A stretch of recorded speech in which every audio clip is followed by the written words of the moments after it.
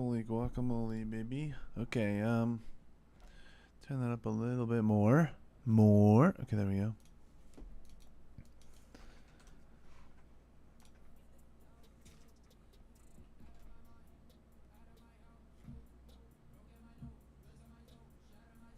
Be right back, guys. One sec.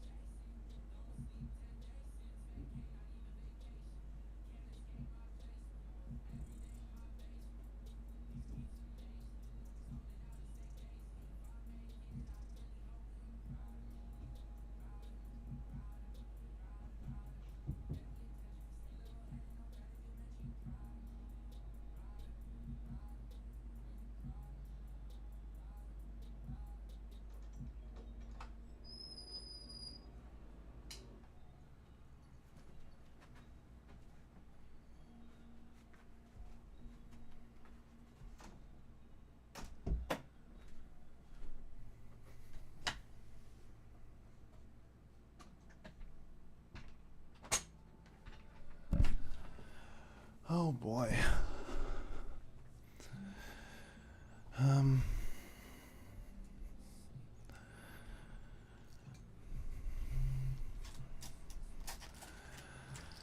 Dreaming.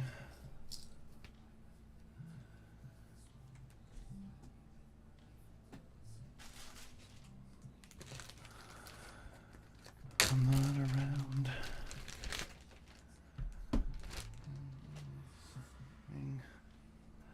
She's on the ground. Up to sound. Something wrong.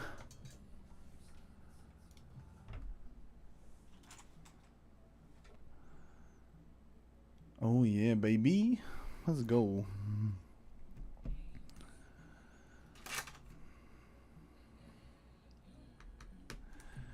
Shawnee by my side. Night. Hi. Mom jeans, hair tight.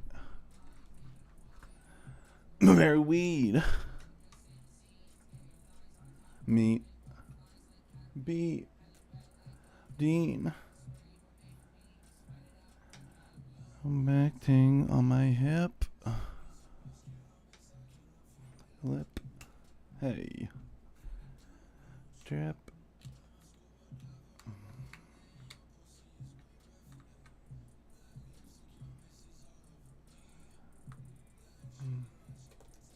Breathe, you can breathe. Leave 8. Yeah.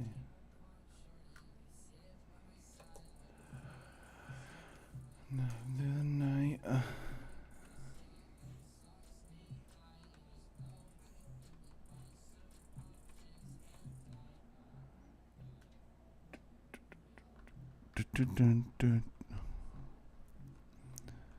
Damn, should have got no viewers, bro.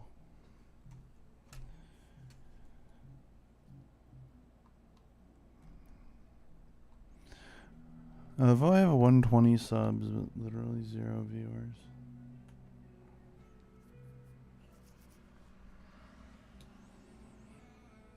Oh. Well, surf.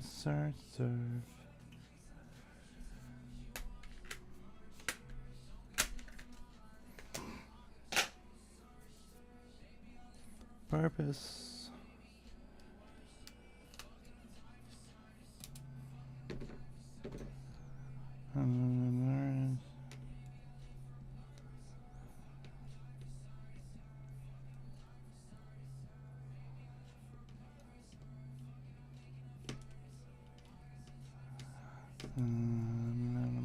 Faj.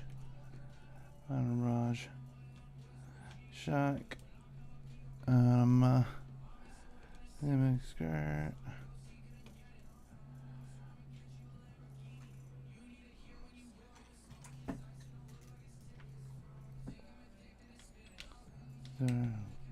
Sin. Niggas Quidditch.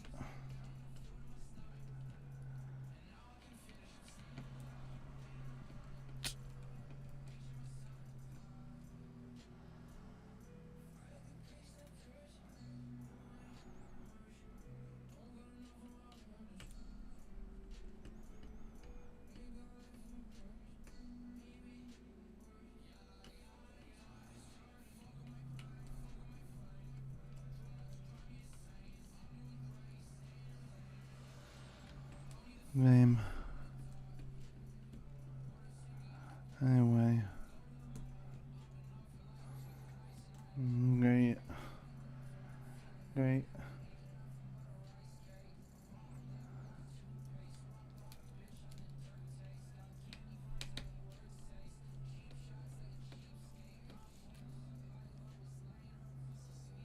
Cheesecake.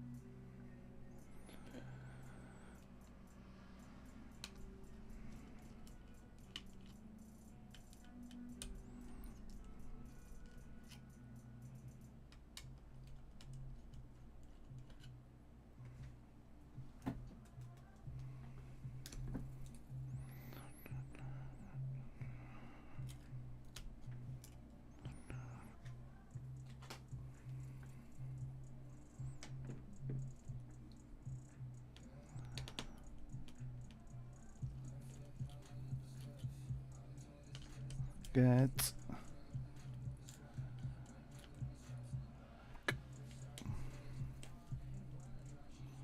Yawn. Yes.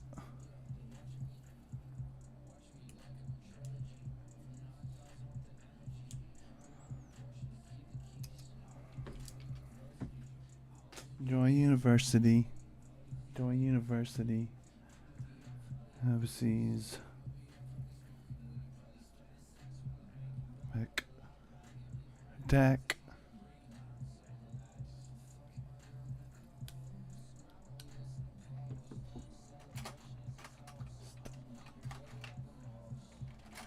Hope you enjoy university.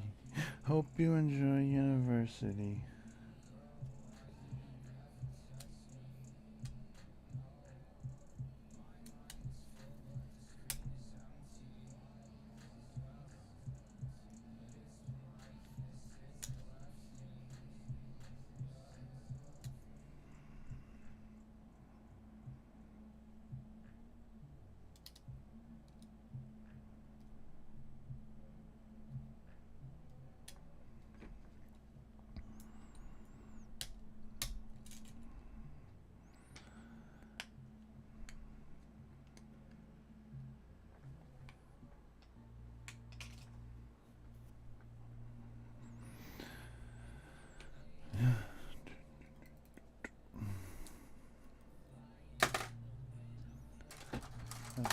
curly hair. A motorhead. Cul-de-sac. I'm not going back. Removing thermal paste, and then we will do either the APU adapter or expose D with a knife.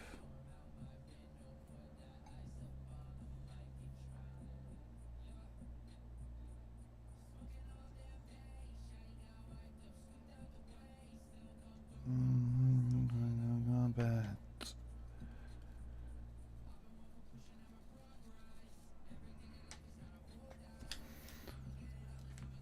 Back.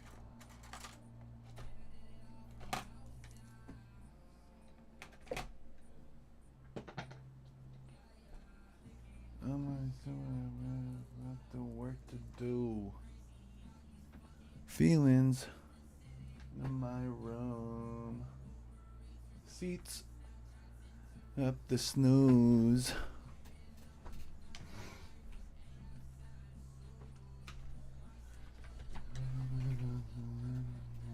Groove. Just as if I can.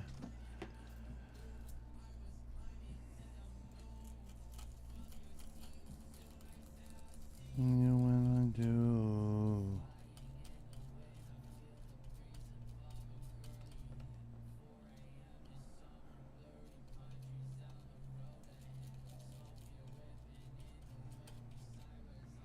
Cul-de-sac.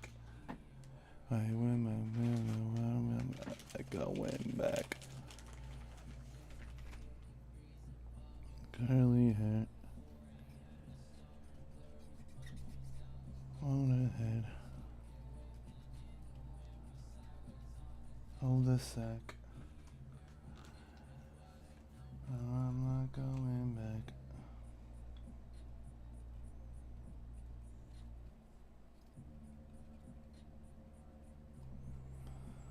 Back. Go back.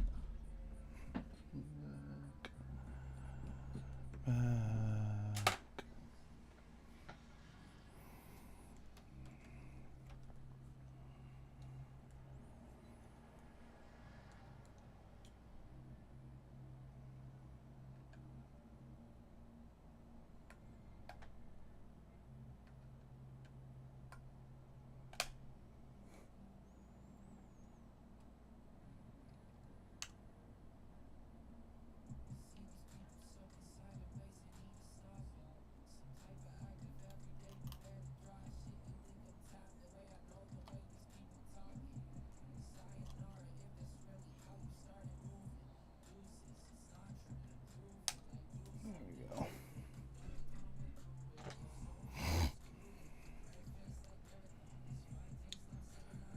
Rihanna Future song. Take a break. Today, feel great, feel great.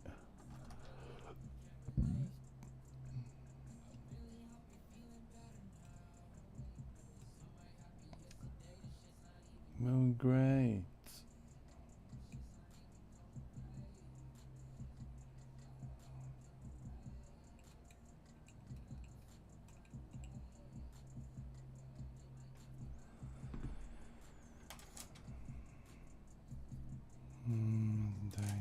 Day.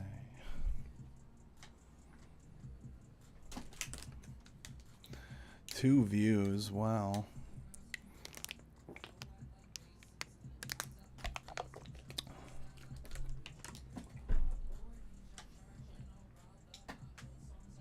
Up.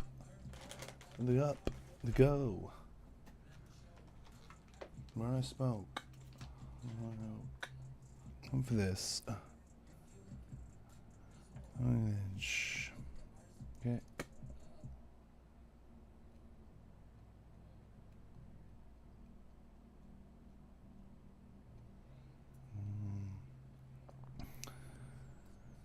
Born for this. Born for this.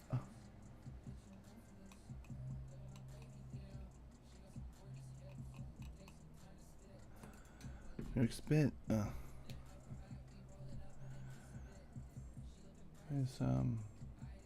think that's fine. Lay it down. Lay it around. I'll just do it a little bit more.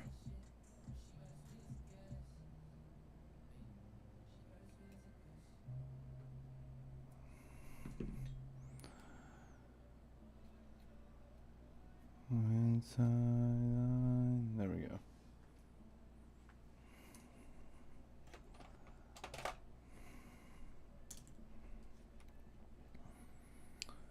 Let's do the APU adapter now. Ew, that could be better cleaned.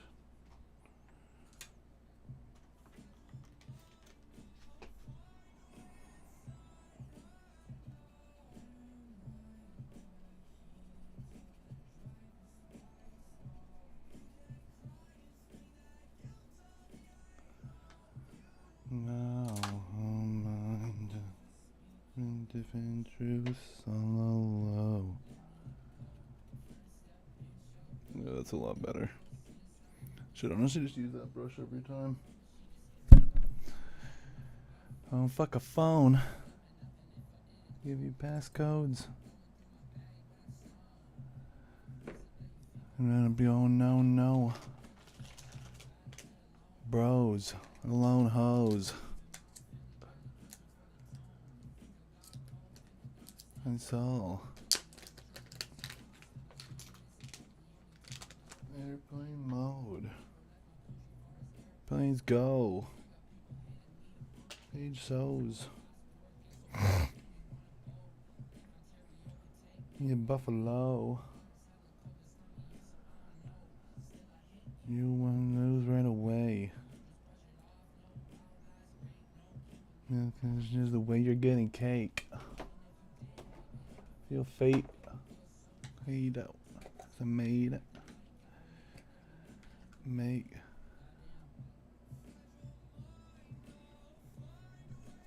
It's a bit much for the flux.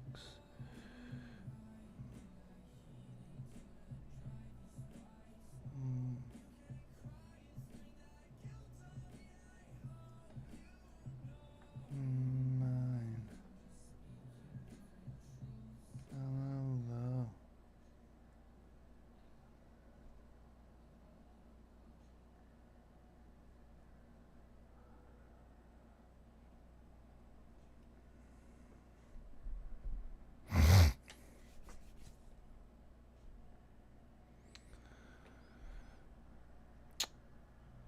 Okay, there we go. Shiz.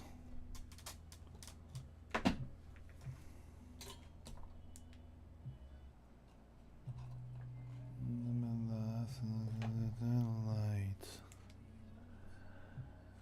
In my eyes. Oh yeah, hey, be alright. Before. Combat floor. Pew doors. Warm, wow. In scene.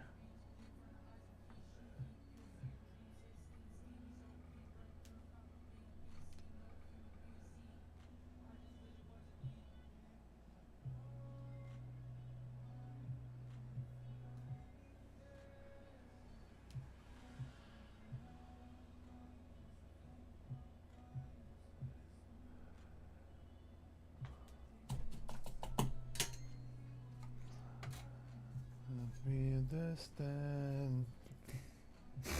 Know these things. Oh. Oh, the Kutsky hopes.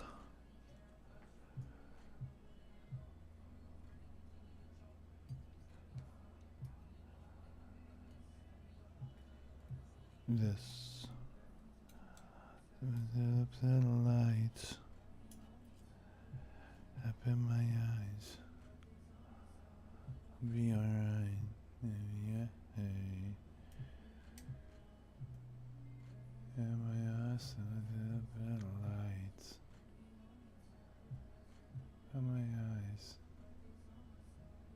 This one's poorly cut. Yeah, this one's ass.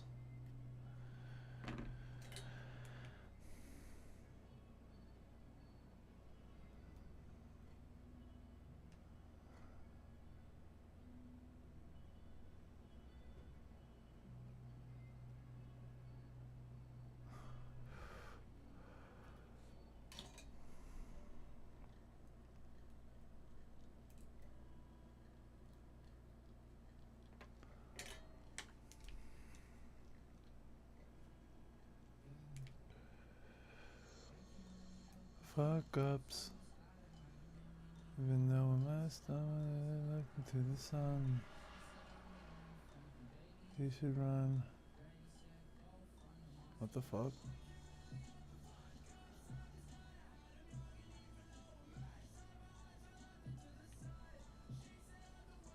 Why is it not going low enough?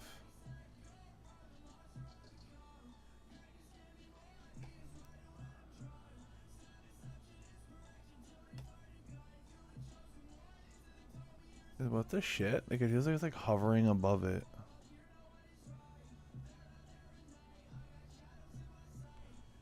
Oh, this light's pissing me off. Here we go.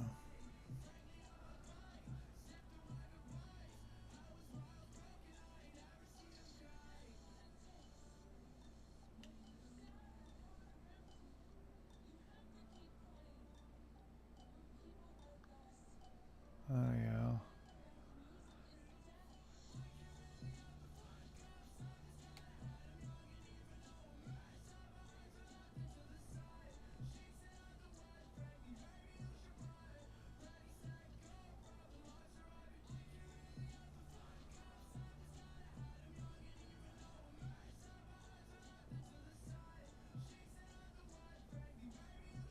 This is so weird. I've never seen this happen before. I mean, one of them is on, so I don't necessarily need this one, I think, but...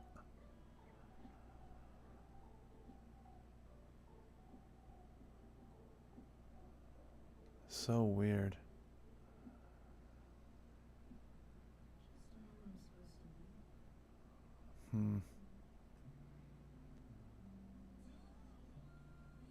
And now it almost looks like it's missing its...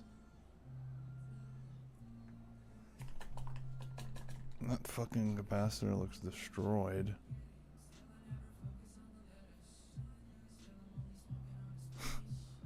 They're gonna need to clean this up.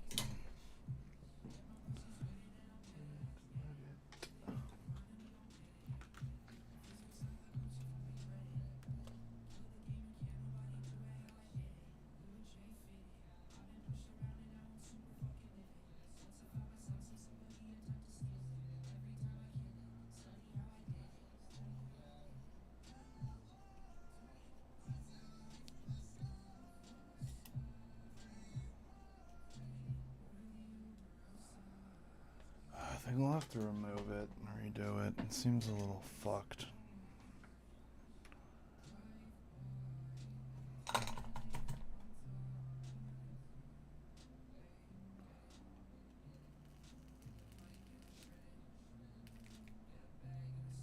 Oh, I'll need flux. Get it, I get it.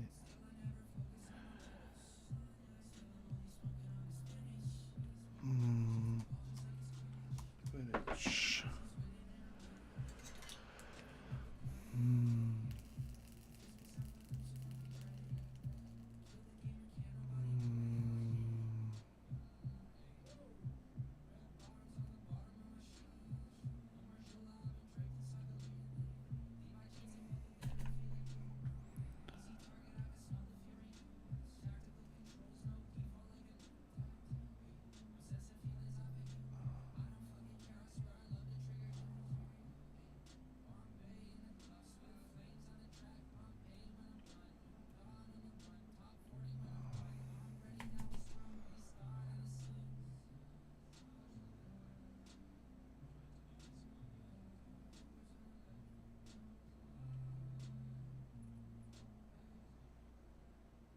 You know what? I'll have to use Wick, I think.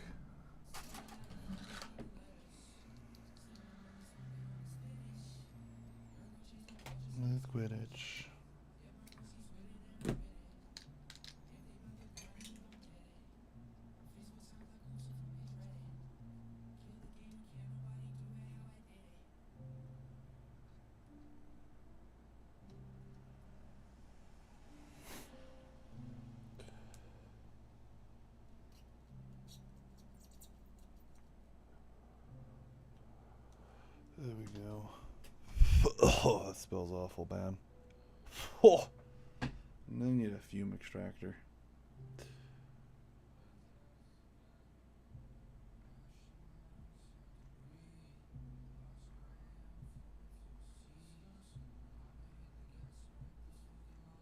It's like there's something like keeping it standing like a really high or something.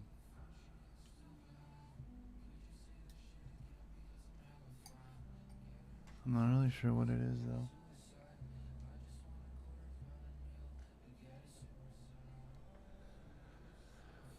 It's night. Oh, it might be this crap.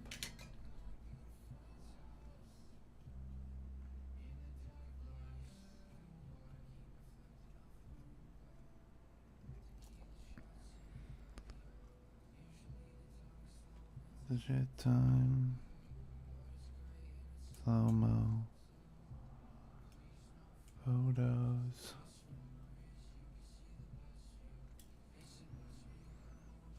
Past you.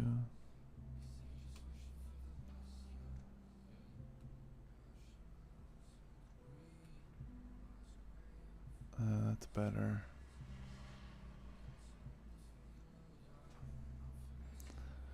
Day I gotta die.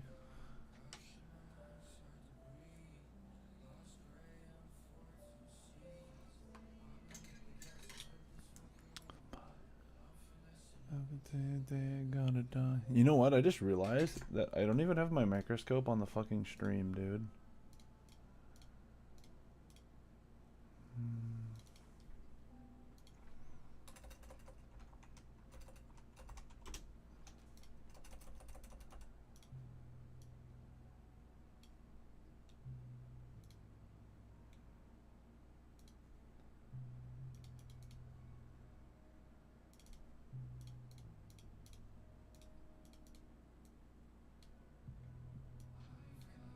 What? No, the microscope won't even work. What the fuck?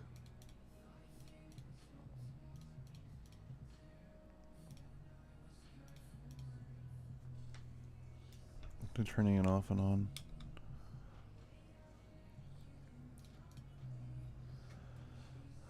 Maybe it's on now.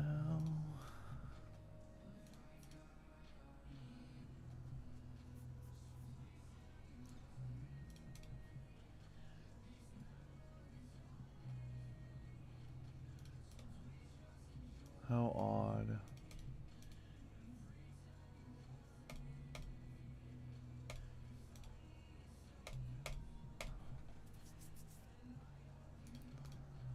Interesting, man. It won't even work.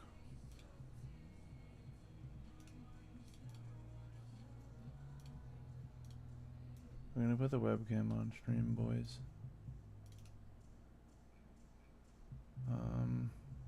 How do I change it?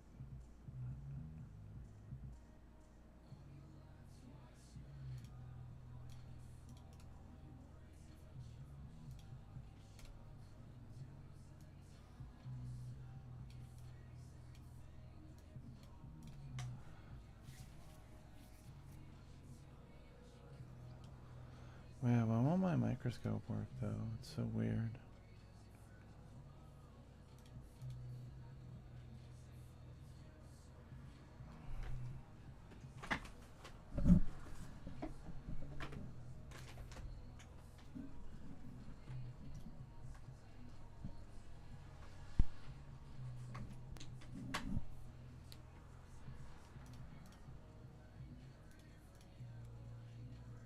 Yeah. Still won't work. Why?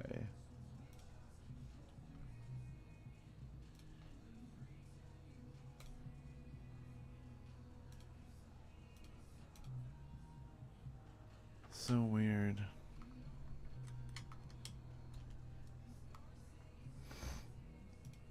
Like it doesn't even give off like the fail colors. Cause usually it'll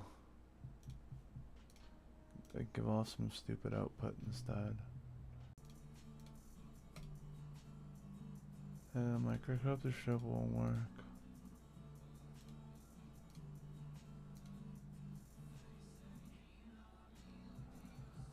Man, that's whack.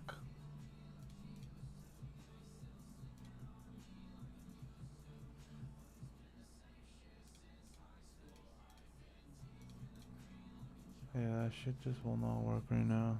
Whatever, I don't want to deal with it. We're gonna do a microscopeless stream. You guys won't be able to see much, but whatever. No one's really watching. It's weird because the microscope's working fine on my monitor. Something wrong with the capture card, I think. Its pass-through is working fine, though. Because it can't go on the monitor without it working.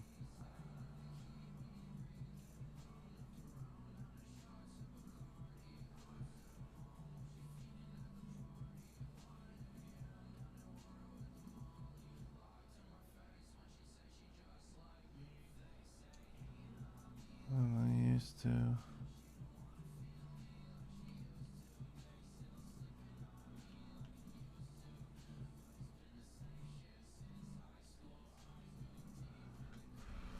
Hunger. I do is hustle. That's good, I think. High school, high school. Let's clean that up.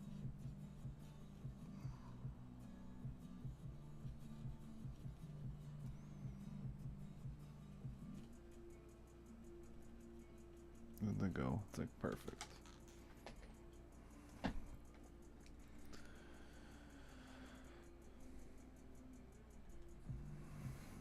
Maybe an alcohol wipe, make it a little bit nicer, but yeah, whatever. Call back.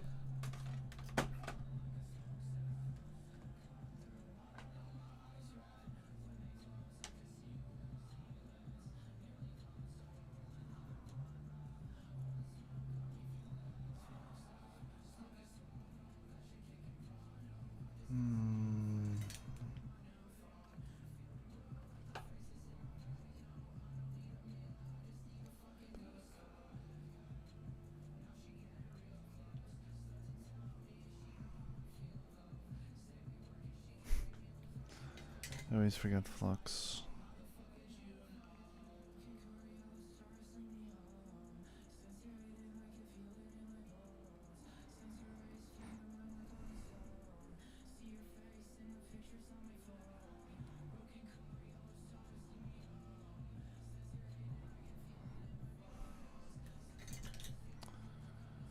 Fucking 8 people just come and go.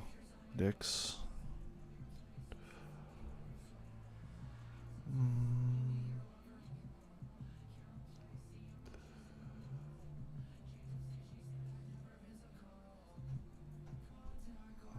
On tap.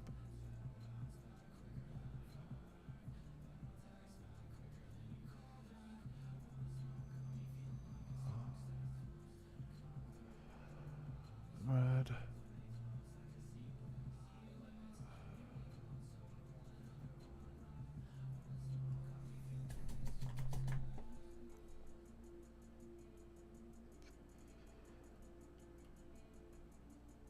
Perfect.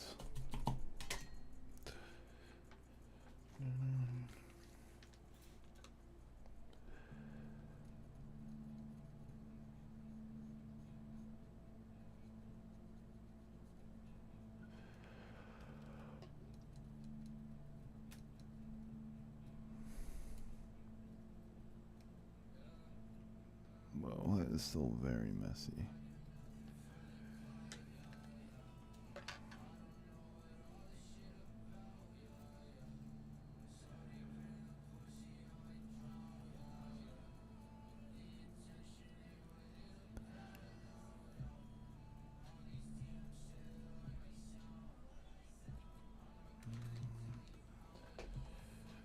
Take it out.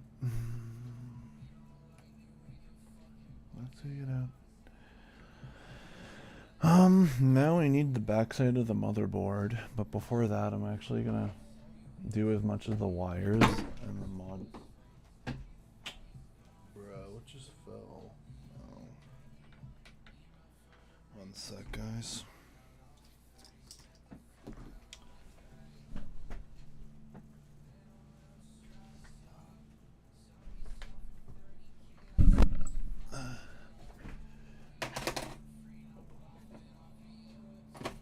Okay. Platinum. Welcome to the stream, whoever's watching. Sorry, the microscope's dead right now. Won't work for some reason. Otherwise, you guys would have a better view. What do I need to do now? Oh yeah, I'm gonna do the wire for C. And I'm gonna put a tiny piece of tape to keep the mod chip attached here.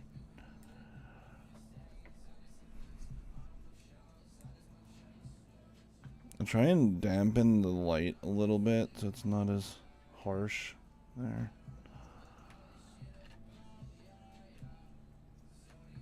Yeah, I don't know how good it's gonna get though.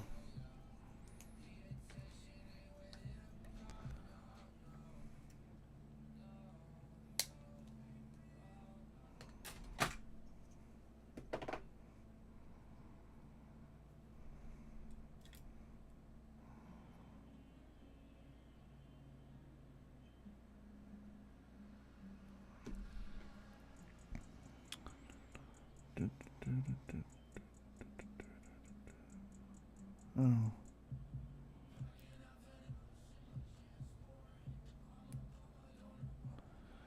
X4.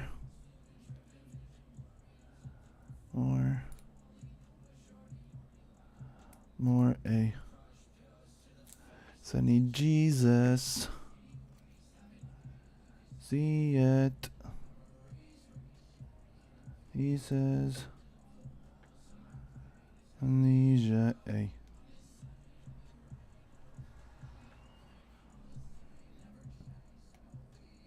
Fine.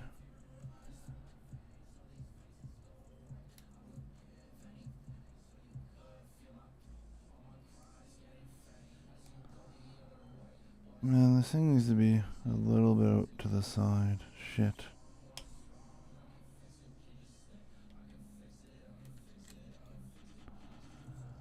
Meep. You, it's me. Booyah.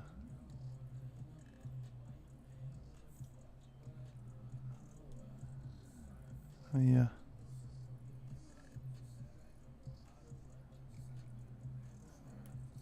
Don't give a fuck.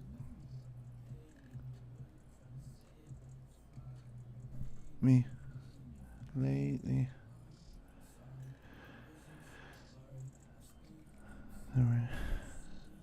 Hurry. Suffering. Nothing. It's bored.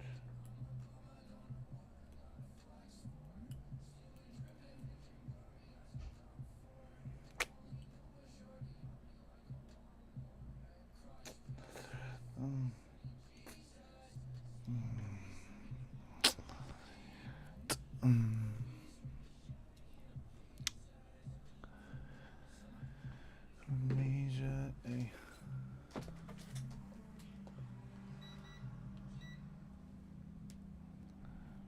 His friend's house.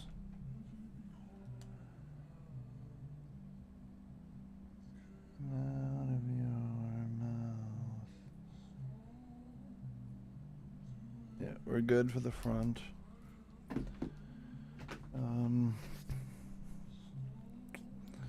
So let's just do the C wire and attach one side of the B wire as well.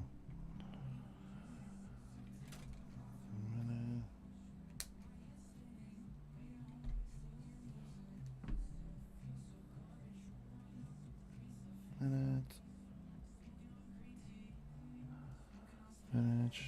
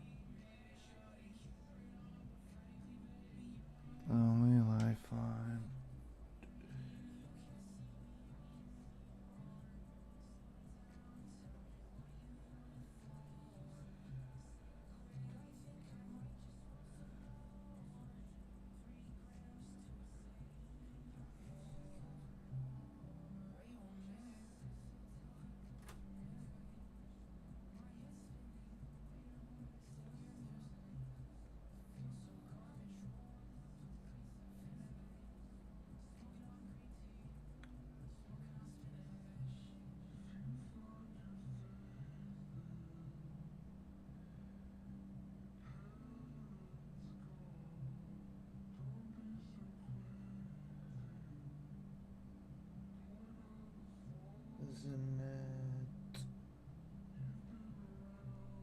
Then two things were.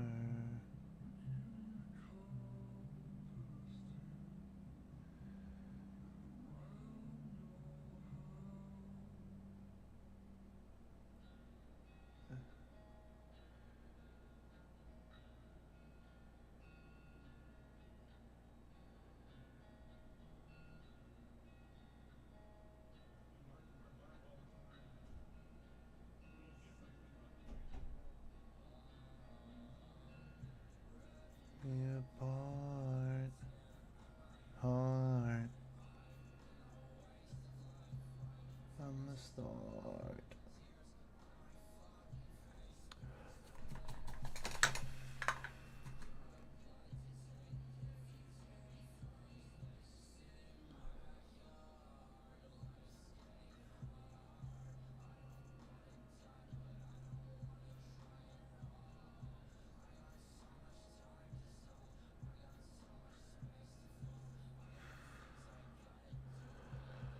It all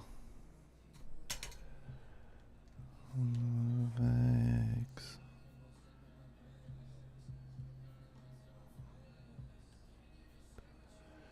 Fuck.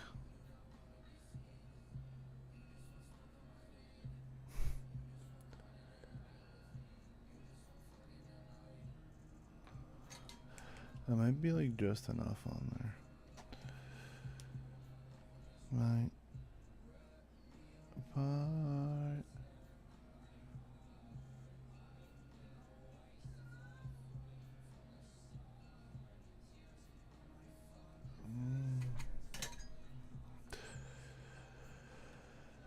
Like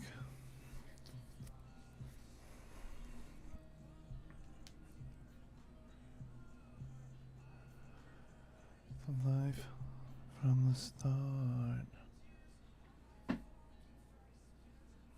Get out my ways.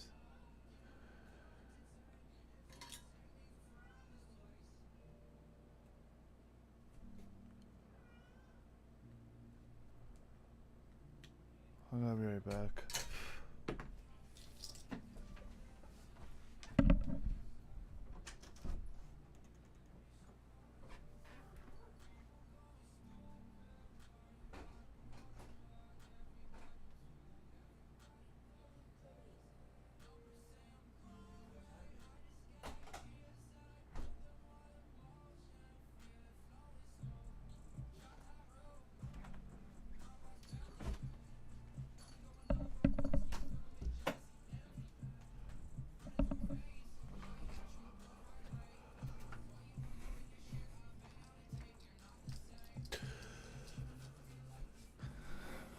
My psyche.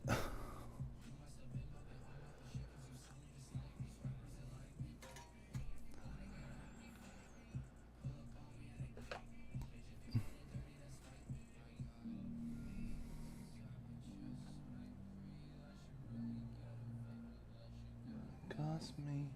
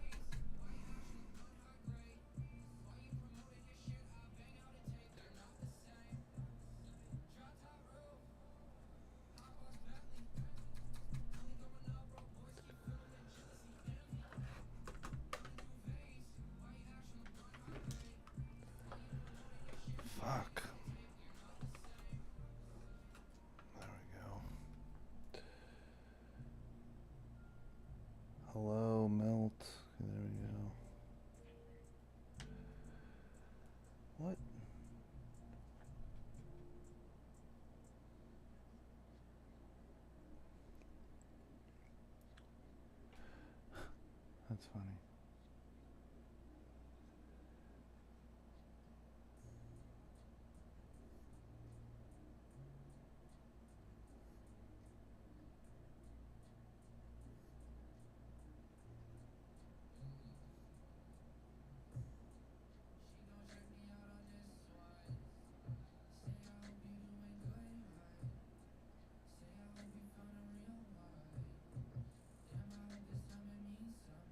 You to you.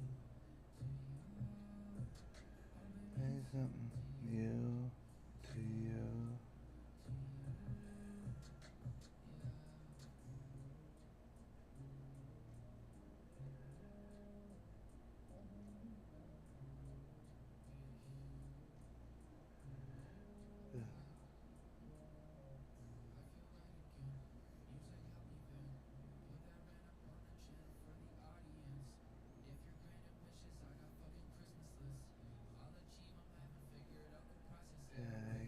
Go.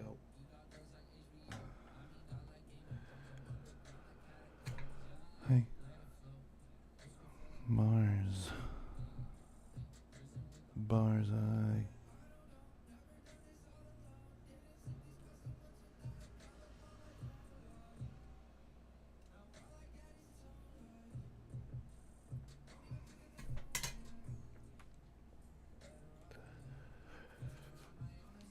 Not on my own.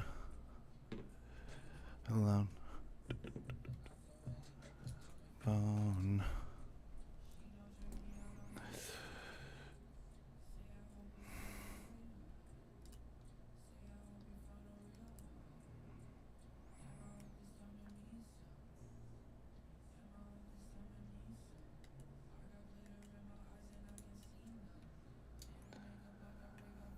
And Bjorn.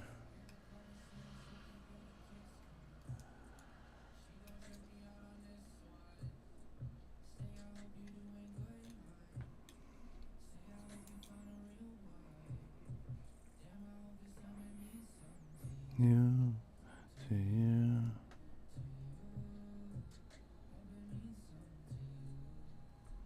You. You.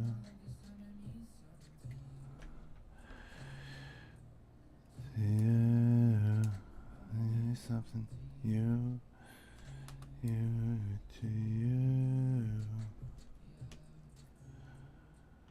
You to you. Welcome to the stream.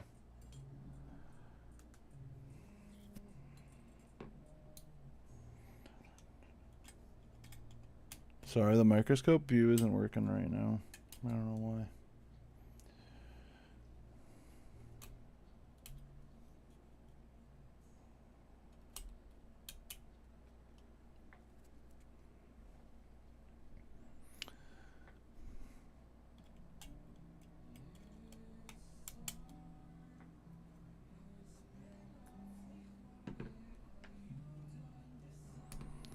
You big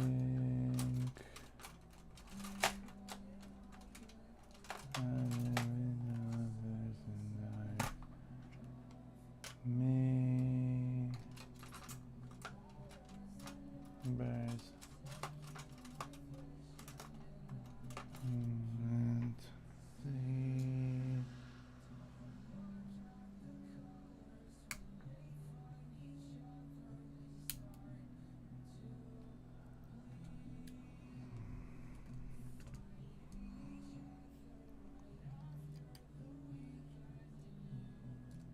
There we go. Take the motherboard out now.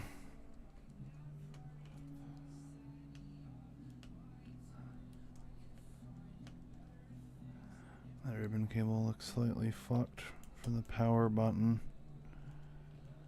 Not good.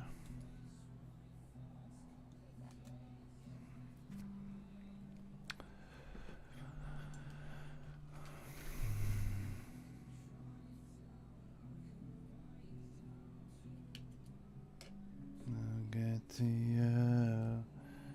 Get to you. I'll do.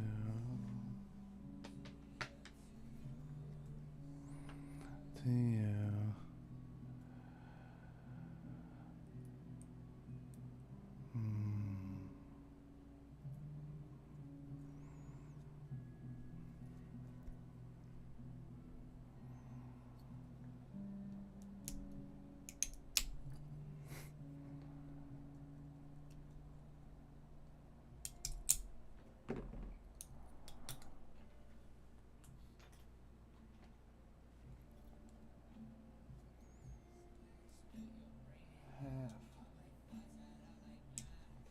Two.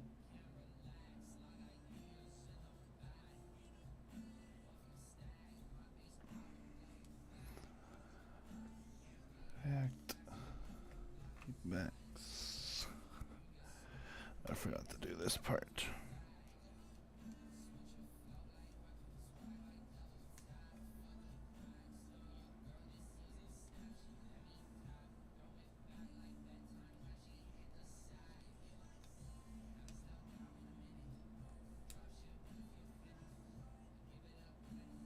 Damn it, this was a bad pull. Yeah, it was pretty shit. I haven't done that shit in a while, but it's okay.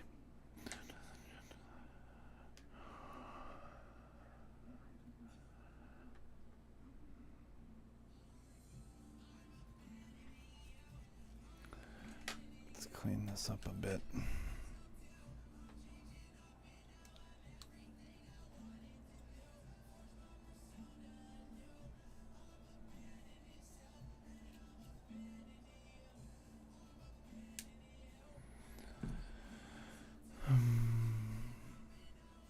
Anything I wanted to do. And now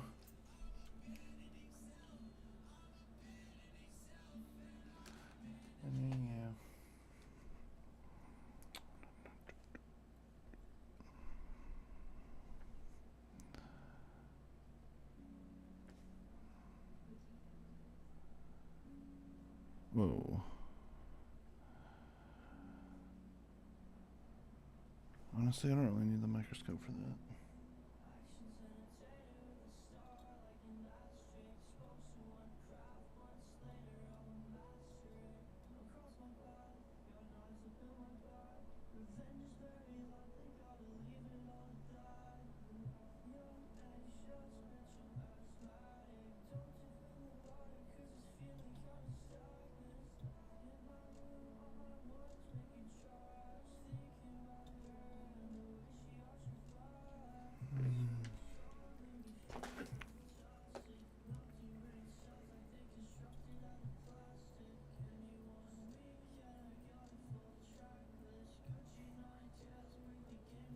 Okay, it's on.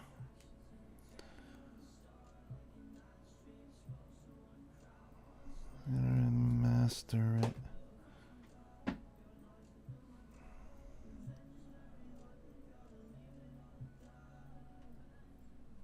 Likely.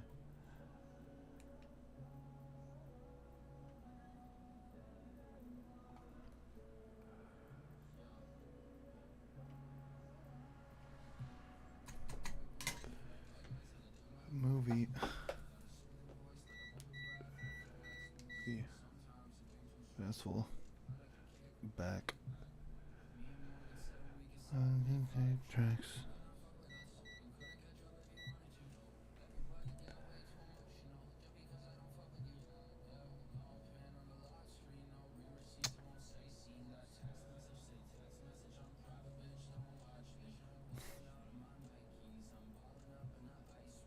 There. It's still working.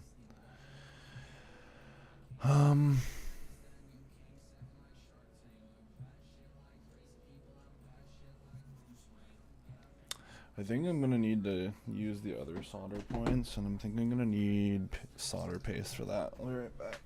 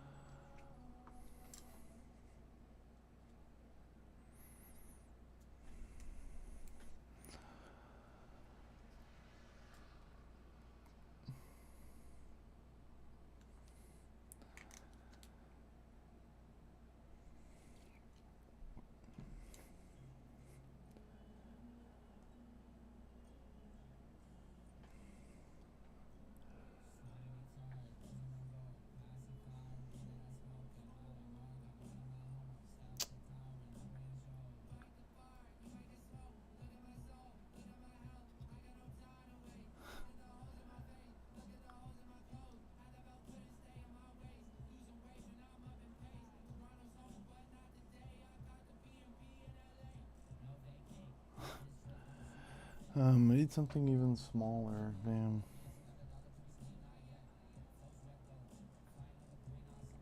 This could work.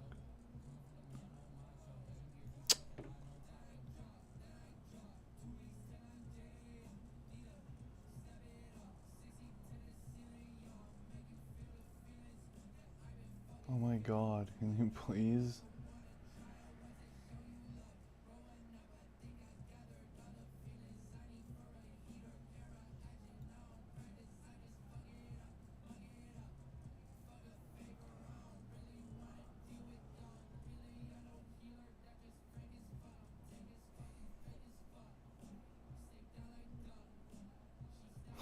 Man, that shouldn't be fucking grinding my gears right now.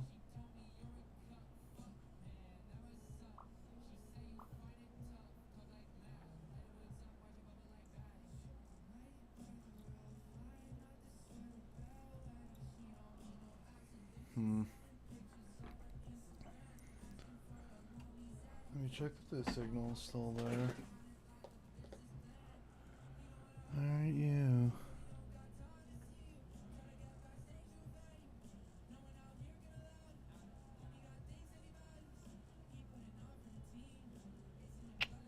Damn, it might have gone away.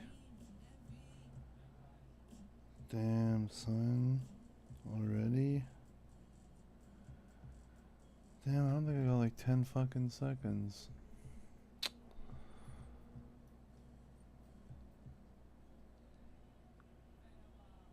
Like, really? Damn, bro.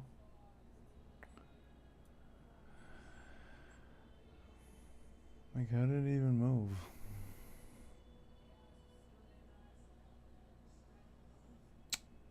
Fuck, dude.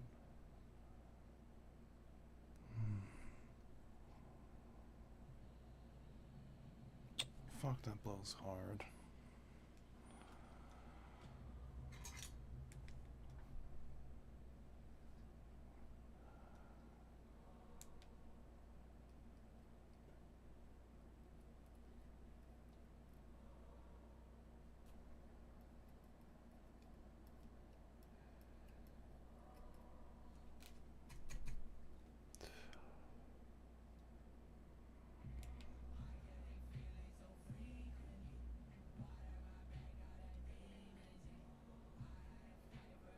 Steady.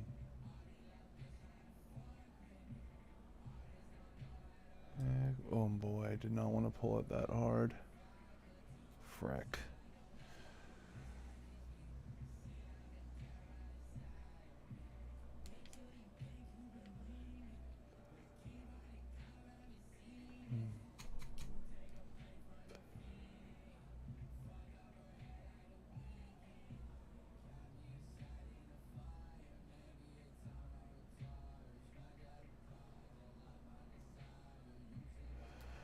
Yeah. Tired of it.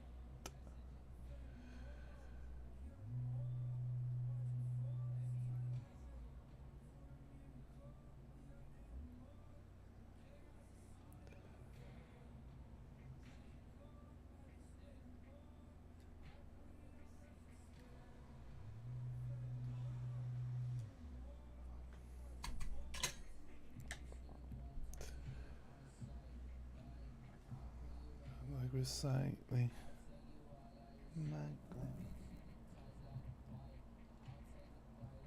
Like my wife. My gun and Ike.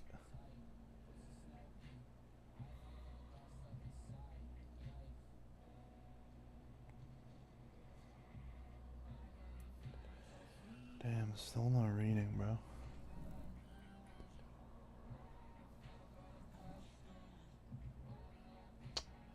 How did it just disappear? Man, I really hate these NAND adapters, bro.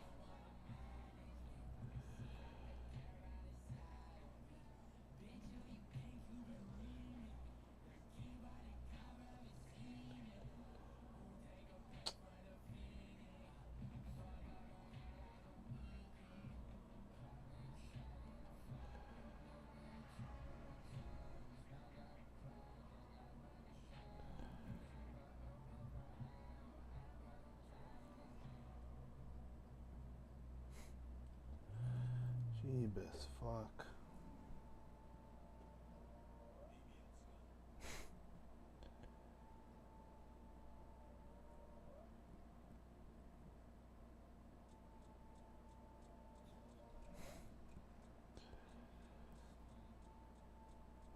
Man, why can't I get a reading on this thing? I think it's broken or something, man.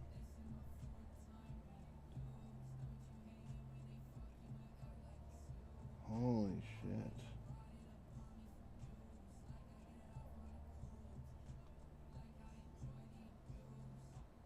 Bruh.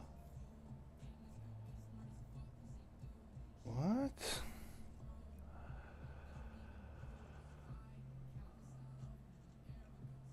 Huh? Like, bro, this shit is not working.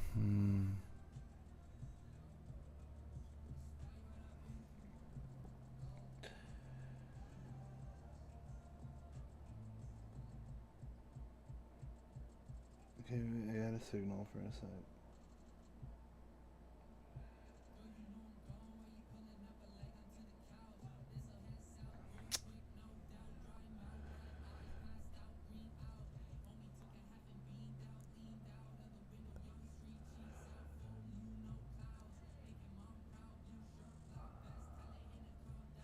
You have to install sig patches. Just follow my CFW guide from scratch. Just reformat your SD card and follow that guide.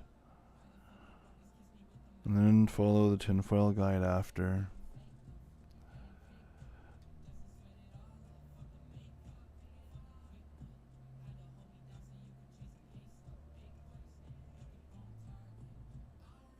None.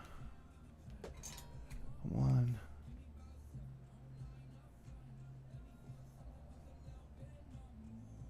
Nice. Look twice.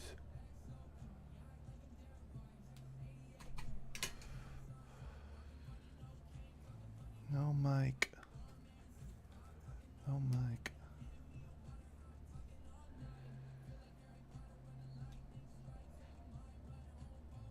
Bro, did this... Okay, no, it's still reading.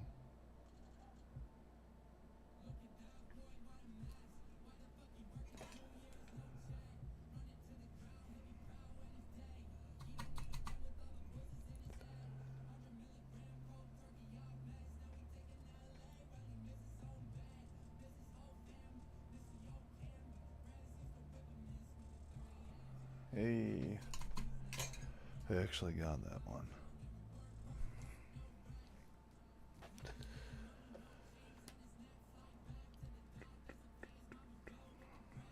Bess. Fool.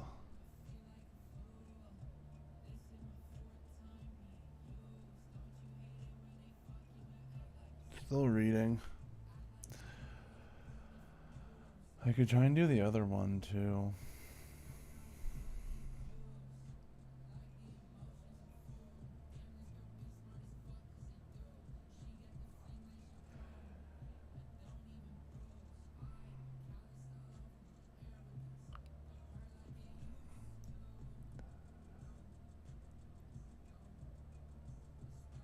Until it's...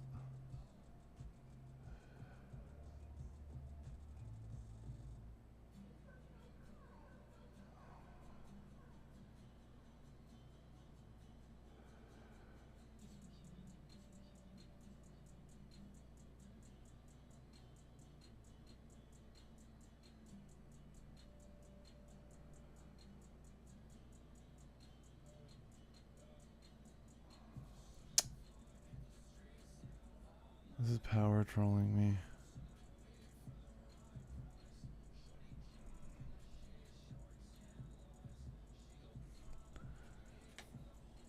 Where'd I put my... Oh, here's some.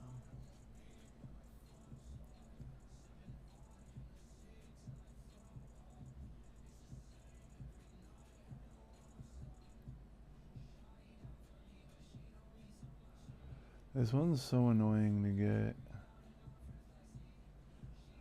I think it might need a heat gun. Or at least a really tiny tip. I'll try for like 2 seconds though.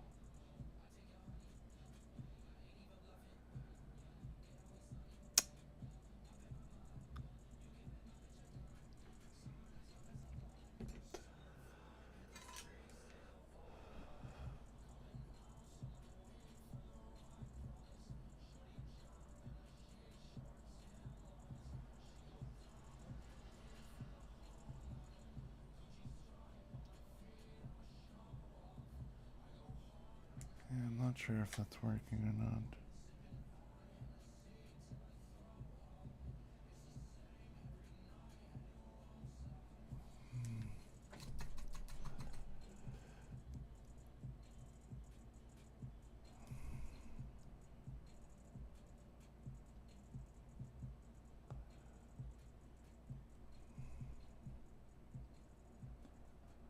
I just hope I didn't mess with the integrity of the BGA on the NAND. That would really suck.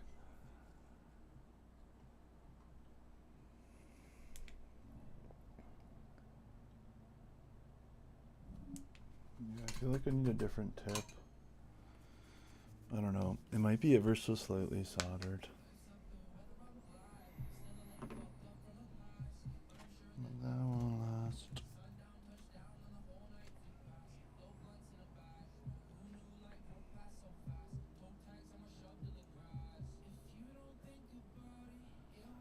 Bother you.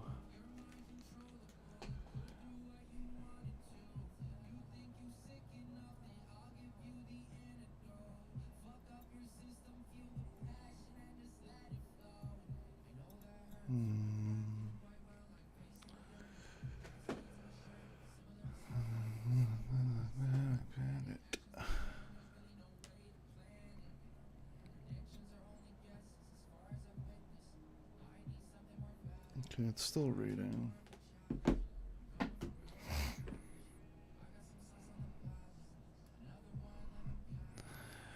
gotta strip this wire now.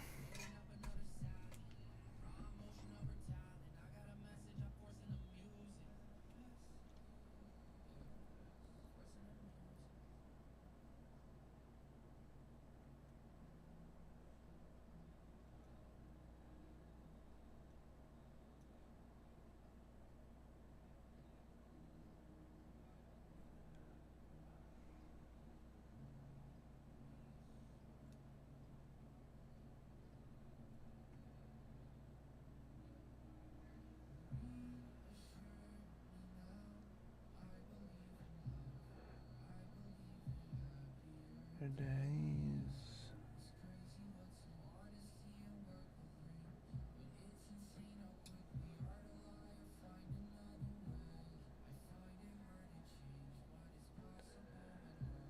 On way.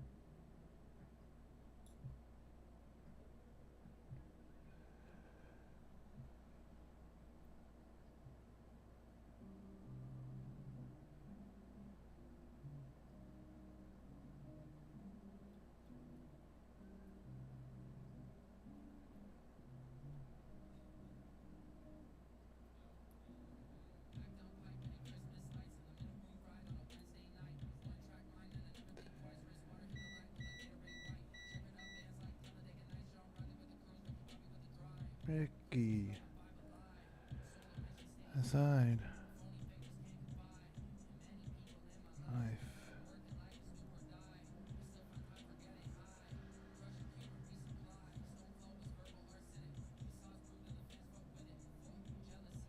Damn it.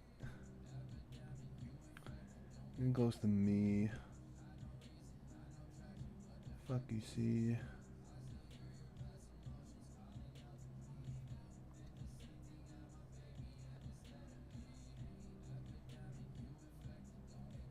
Me.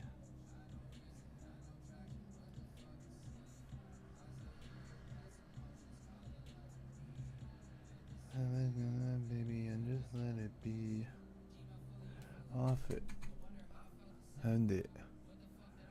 Fuv. Head leverage. That shit. Jen. Mocap.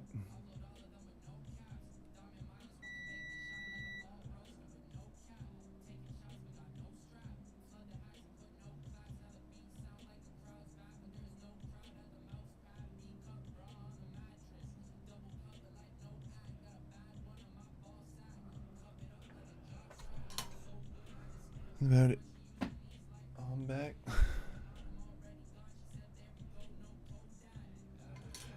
It's just it goes to me.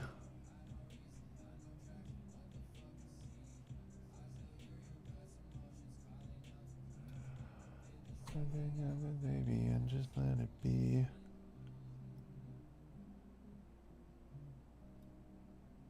Fuck. There we go. Oh fuck, it's still not perfect. There we go.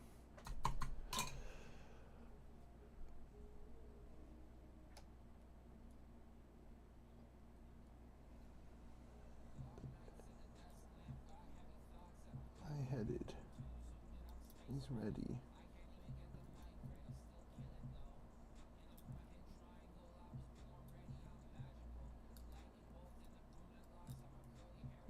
Eyeballs.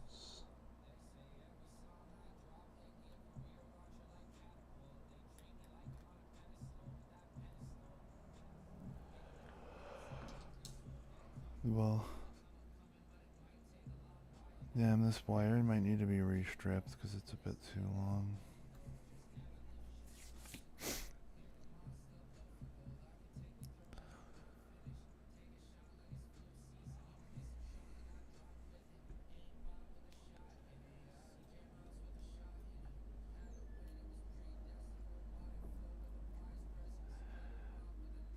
Let me strip it from the top side because don't have much leverage there.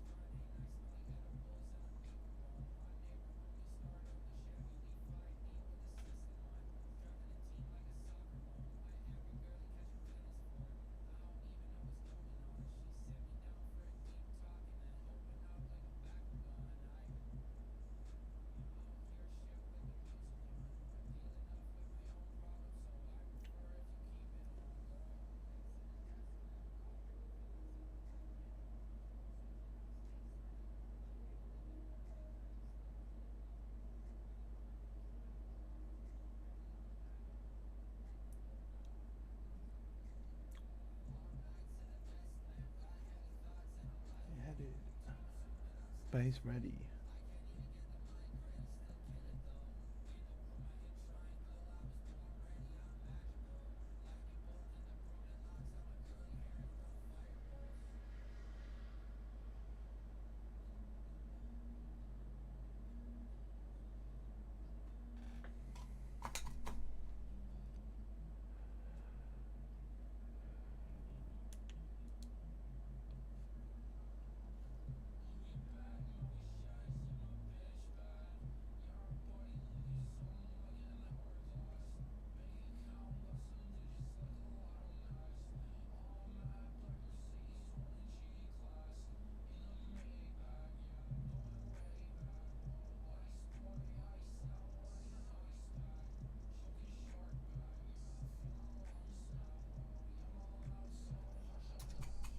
Hack. Eat it. Motivated. We're never dated. Dated.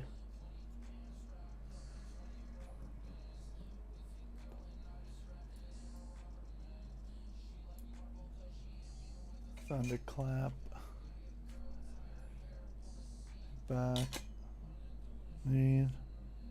Night. Bro doesn't even drive. Talking about fucking the seat back and shit.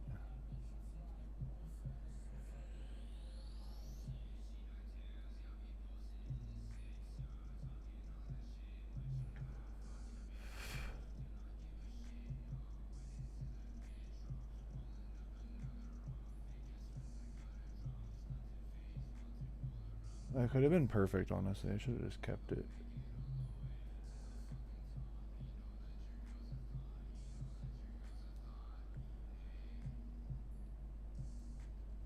Fuck.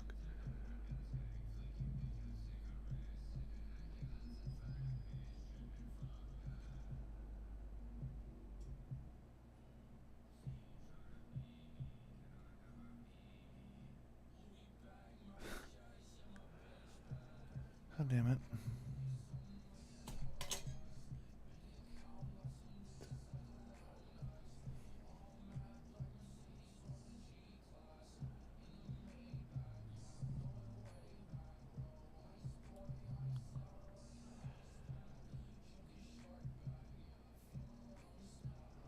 Frick. Frickety.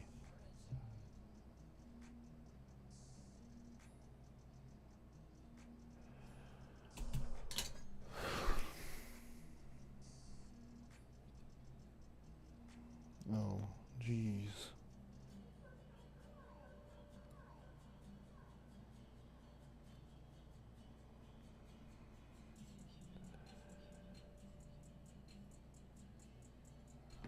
I might have to redo that wire. We'll see.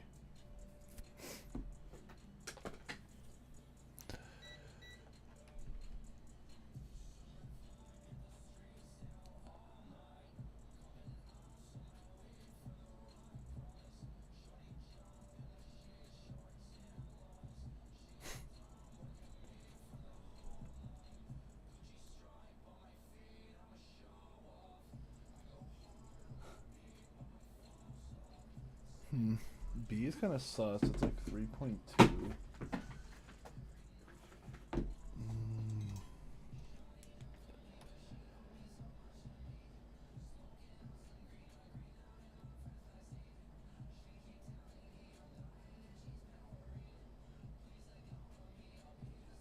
Wannabe.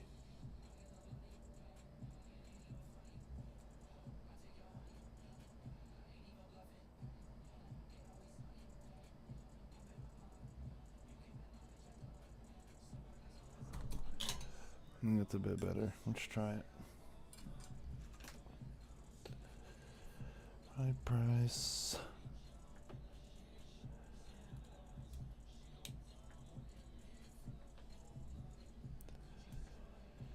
And show off. Low soft.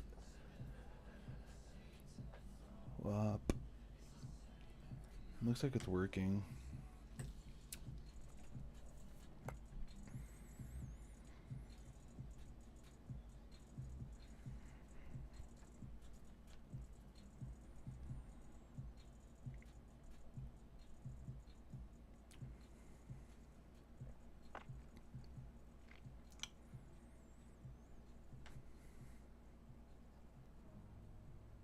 Good.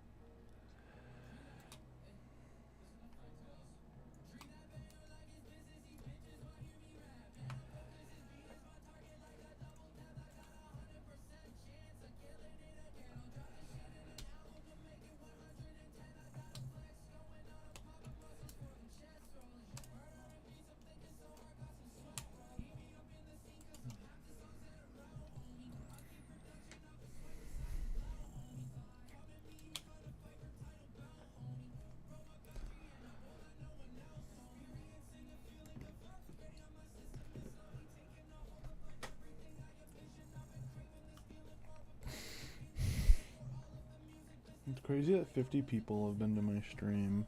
I feel like more people would be here if I had the microscope on right now, but that shit doesn't want to work. I think I'll have to restart my computer. I'm talking.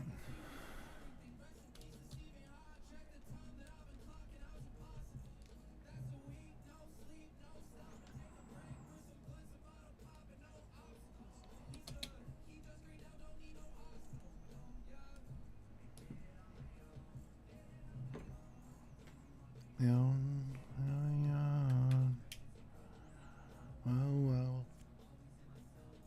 Looks like it's all still working. The smoke. I know.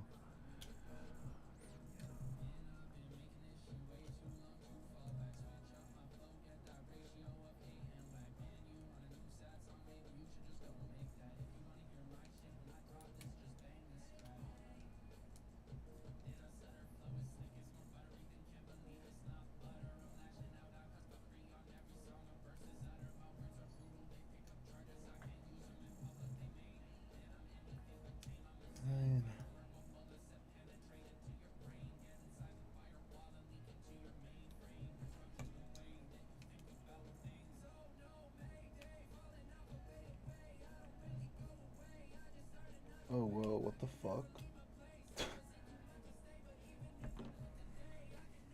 There's like a bunch of flux in the speaker thing. Like an extraordinary amount.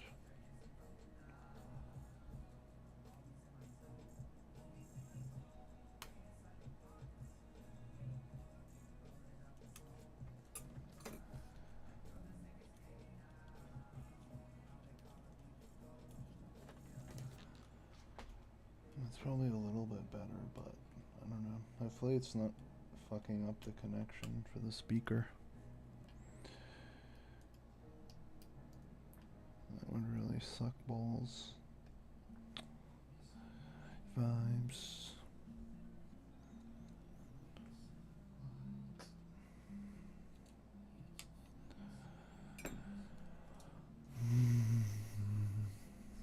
Oh wow, we have 6 viewers now.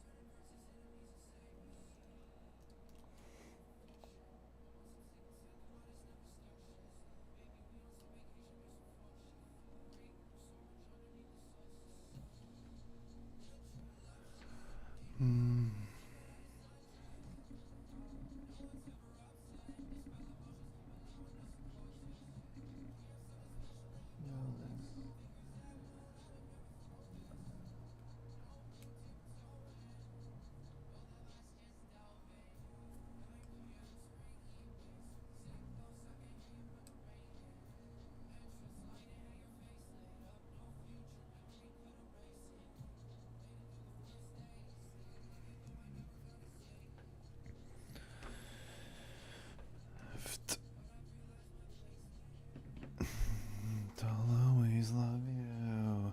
I'll always love you.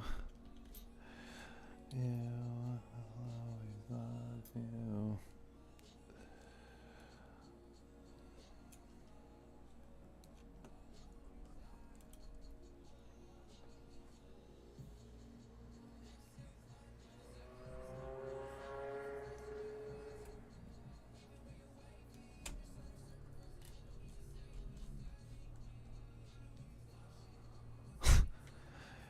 In which files are the games? I don't know what you're saying, but I think you're fundamentally misunderstanding how tinfoil works.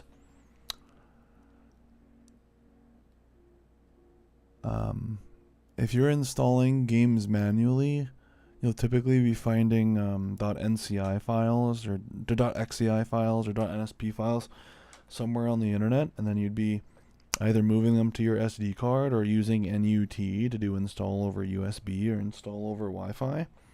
And once it's installed, it'd be on your home screen. Or if you're trying to install it using the SD card, then you'd have to browse to the file on the SD card using like Tinwoo installer or like AWoo or something. If you're using tinfoil, like the tinfoil shops, the source games, then everything in the like the file browser and the everything in the file browser and everything in the recommended and shit should all be games. Yeah, so I'm pretty sure that you just didn't install them. You need to find the files using an installer and then like install them. You can't just like transfer the game and boot them, like they have to be installed.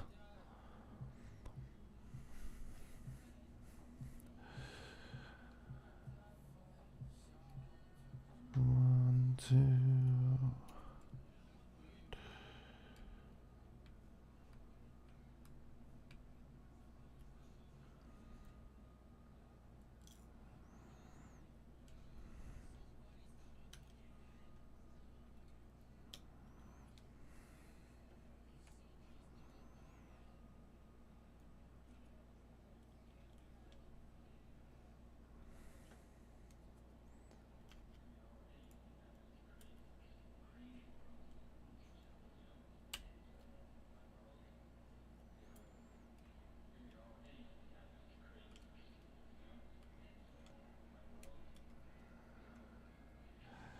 Oh, oops. No, this is uneven. Fuck. There we go.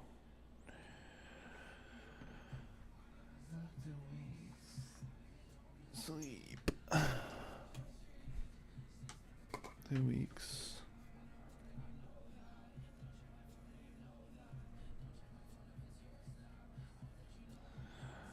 The only games you don't have to install are like old games like Game Boy and like DS, PSP, like any of those emulator games you don't have to install, but anything for Switch you have to install.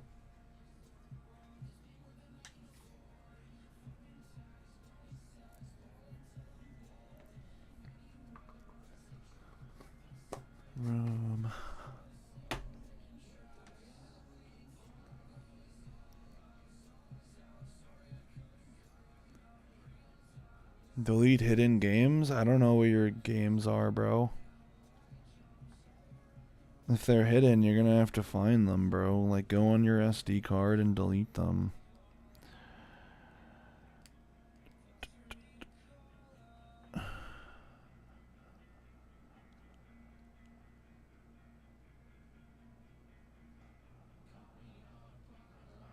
But like I said before, if you move files to your SD card, they're not gonna work unless you install them. They don't just go on the SD card and boot.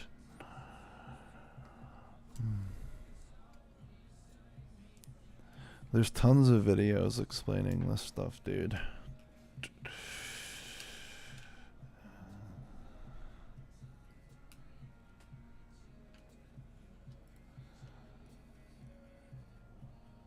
Again, I would follow my CFW setup guide.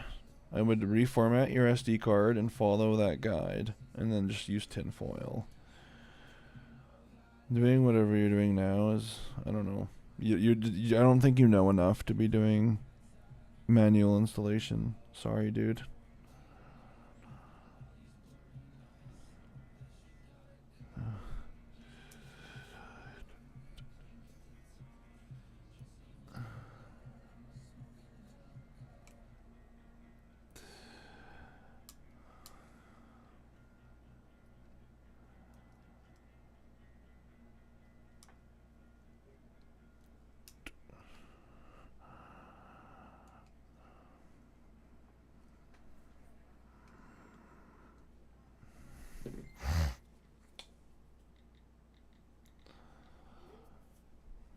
Let's test see if this is working.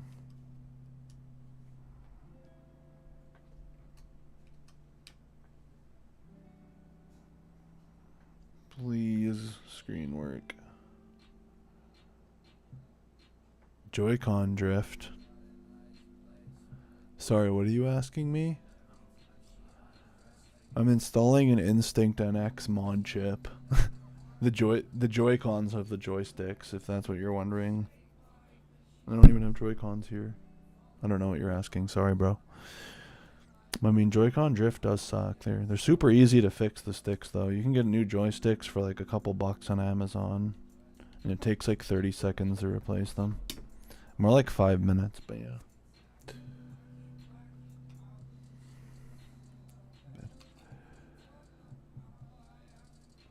Bet.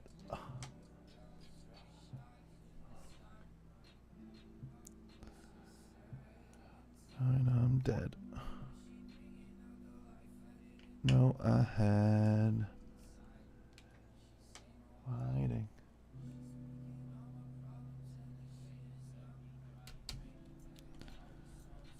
No. Down.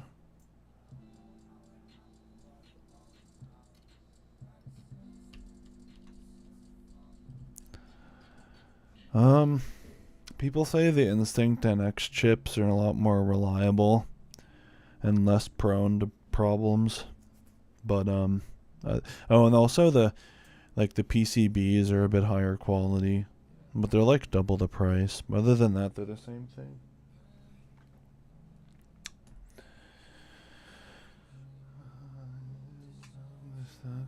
This morning.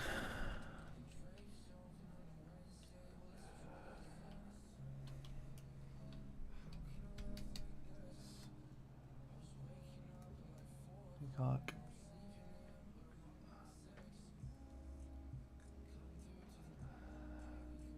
Spliffs. Zick. I think that the mod chip might be a bit too high. This bottom latch won't go down.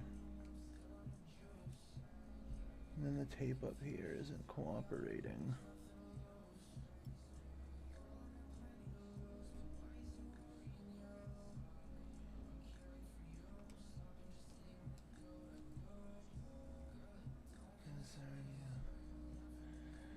Damn, I don't really want to fix the tape, to be honest. It's fine.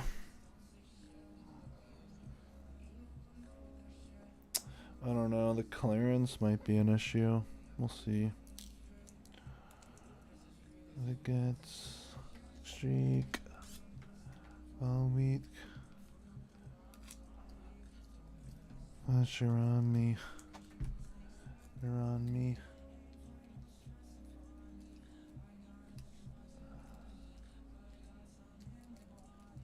Send you a link? Bro, look at my channel. You mean for the CFW guide? It's like one of my most viewed videos. There's like 10 videos on my channel, bro. Come on, you're trolling.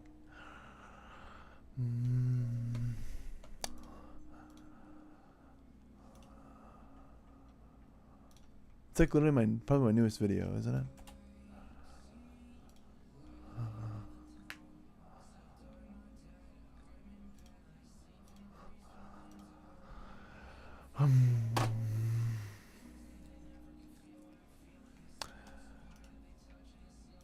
Follow this after.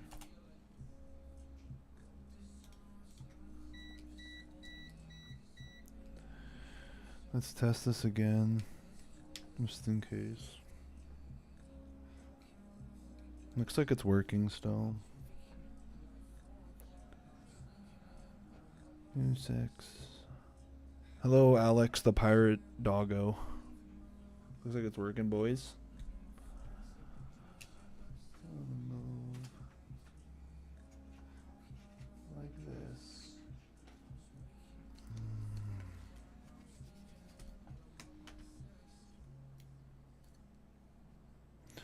Put the battery in, and then we will put this on.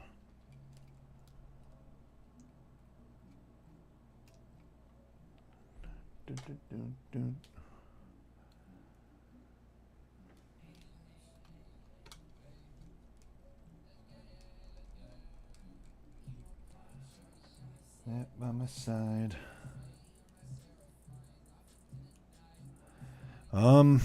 For the OLED, if it's your first try, it'll probably take you like over 10 hours, unless you're like a really experienced solderer,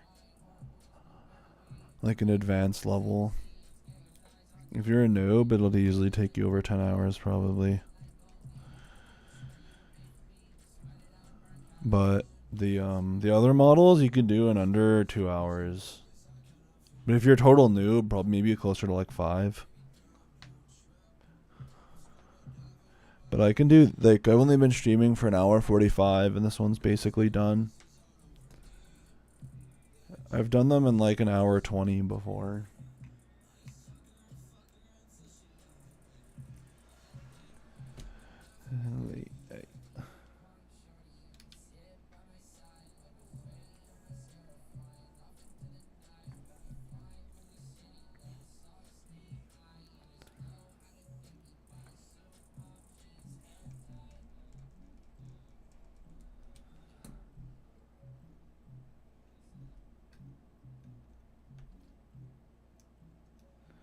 Also, make sure to wear an ESD wrist wrap and to have a grounded work mat.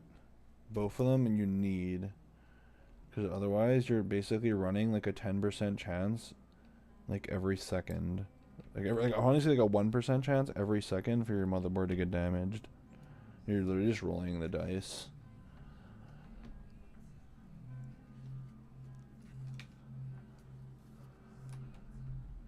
You can see here my mat's grounded. I'm wearing a wrist wrap. Disk drive would be interesting, but unfortunately the GameCube's a completely different architecture, so the code would have to be emulated, and the Switch is much too slow to be emulating the APU of the GameCube. It would never work, even with the disk drive. I mean, it would work, but it wouldn't run well.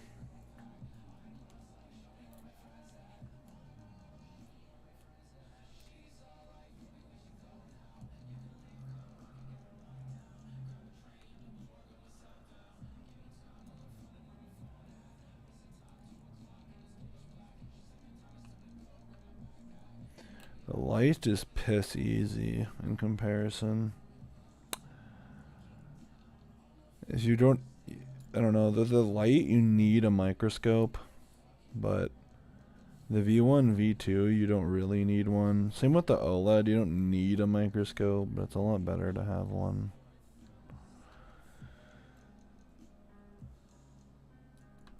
But my first OLED took me like 16 hours. But I didn't damage it. It ended up working out fine. Still works to this day. I don't have it because it was someone's I did for free.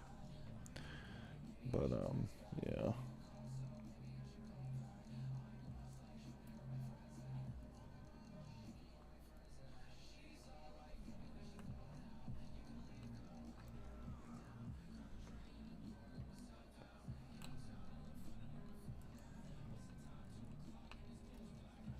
Yeah, you don't really need one. If you place the APU adapter like really well, you can kind of just apply a little tiny bit of solder, and actually it depends because you need an APU adapter that's really well cut, and you can kind of just throw some solder on and it just works. But if you have one that's poorly cut, then it's not really gonna work that well.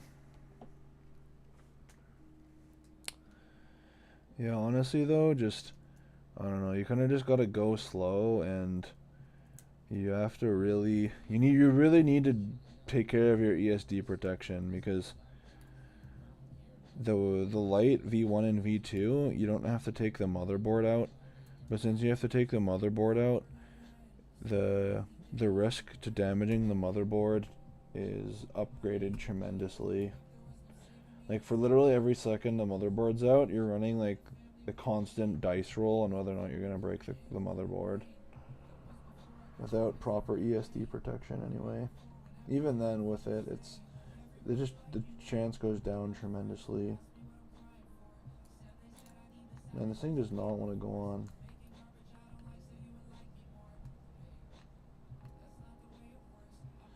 There's a method to install the chips without taking the motherboard out, but you're gonna have to do a kamikaze for that. You need a Ma Ant D2 grinding pen with a 0.2 millimeter head for that.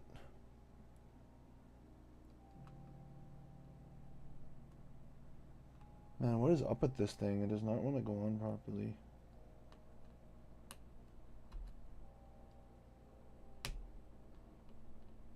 Oh man, I hope I didn't knock something off.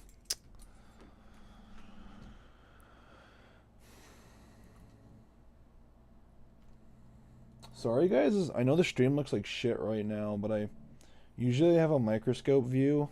But for some reason, my microscope is only working on my monitor. It's not working on the computer, so I can't stream it. Not really sure what happened. I think I have to restart my computer or something. It's one of those weird, like, driver bugs or something.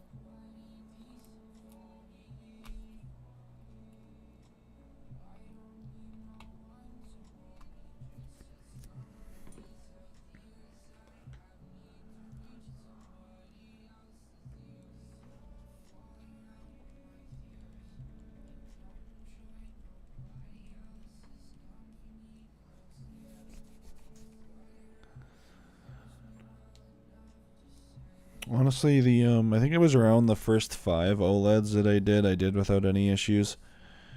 And then and then I had a whole string of them, like a few OLEDs that ended up with display issues where everything worked perfectly except the displays were completely blank.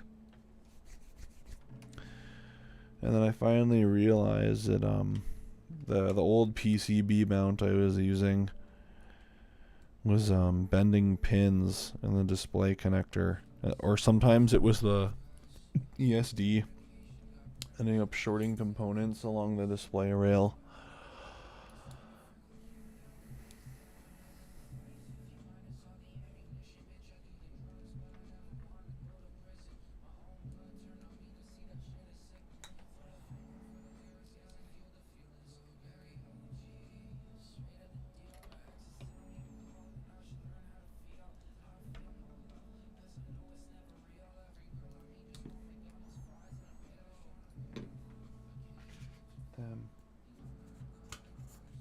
Again.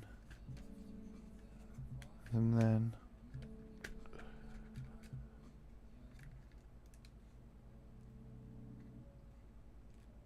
yeah. If you have the money, you should consider buying a donor motherboard to practice on. You can get them for like 50-ish bucks on like eBay, but they're usually in a broken condition. But if you can find one that turns on, at least, you should be able to install a working mod chip on it. Obviously, it won't actually play games, like they're donors for a reason, but if the motherboard at least turns on, like powers up, it actually receives power properly, you should be able to install a mod chip, because it quite a lot can be not working and the mod chip can still like operate.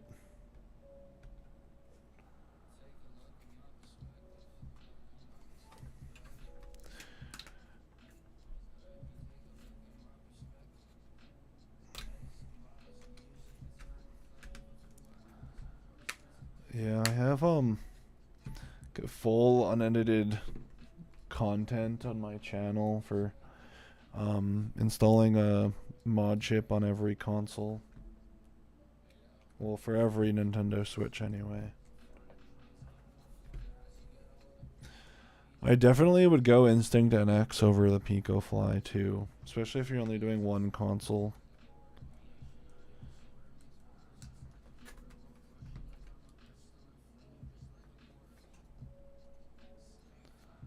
Spaceship.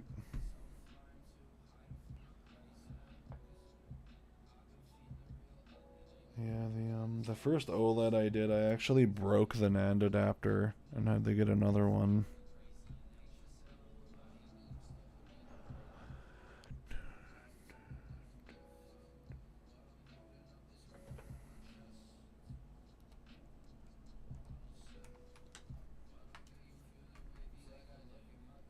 active.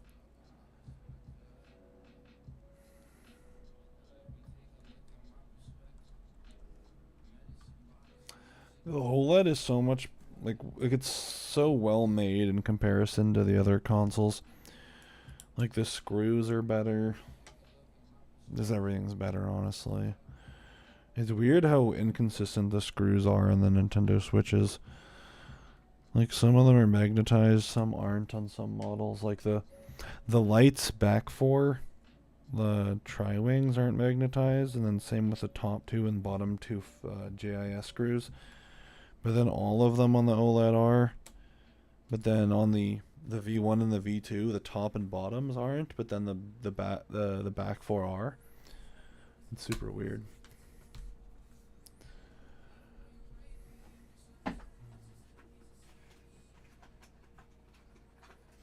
Looks like it's a successful install so far, anyway. Man, I don't know what kind of SD card this customer wanted. I'll have to go check.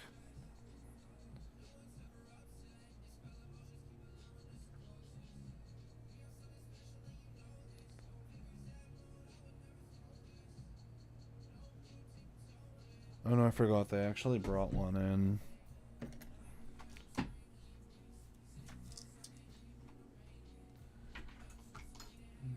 Look it up.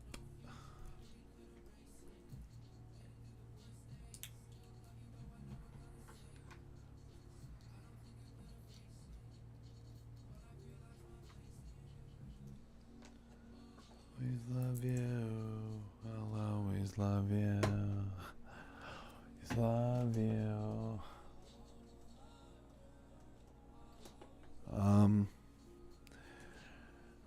The PS2 pretty kind of sucks dick to mod.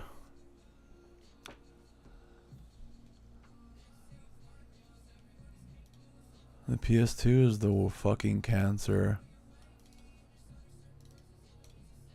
Especially the later models. Like the later you get in models, the worse it gets.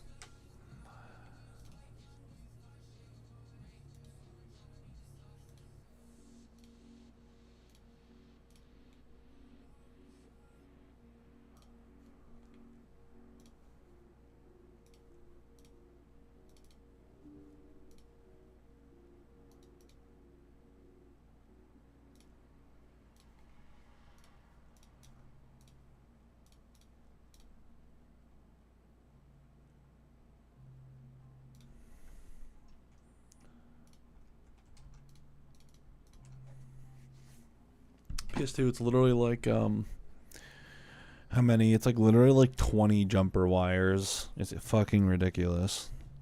If you have a type of wire that's really easy to strip, it can be not that bad. I think the best type of wire will probably be like a Teflon kind of wire. I forget what they call it, like U100-64 or something. Whatever Aesthetics uses.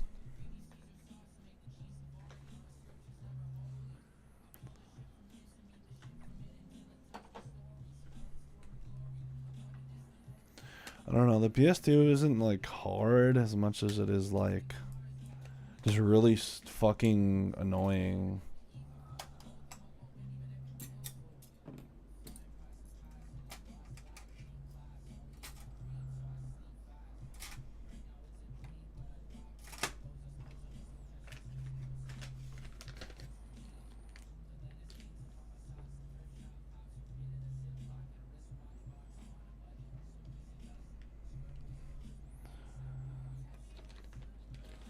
Yeah, the PS2 fucking sucks, dude. It's so annoying.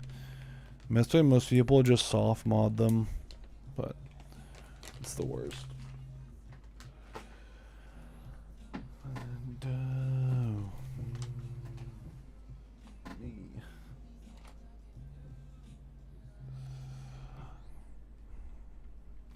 I thought it was like a joke when I first installed the PS2 mod chip. It was like, this is a fucking joke, right? Like, why is there 20 wires? But nope, it's very serious. Very serious. I was thinking, oh, maybe like half of them have to be installed, but nope, it's every single one. And then the most annoying part too is like if one of your wires isn't good, you literally just have to like touch up all of them.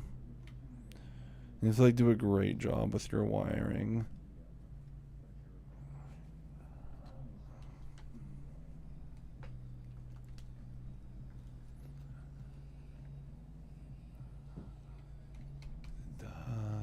Die.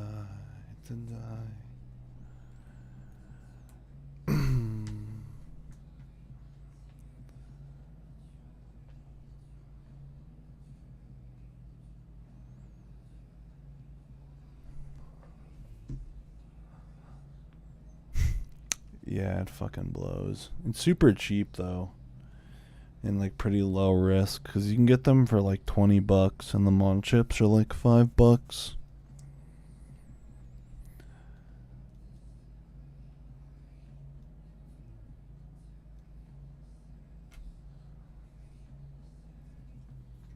This is gonna take like a fucking hour.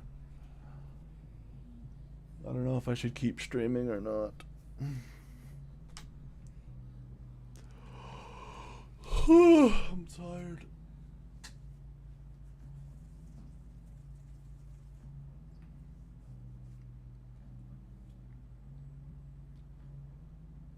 Fuck. I should have just done an SD partition.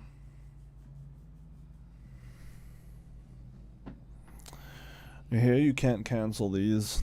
Fuck. I guess I'll just wait for it.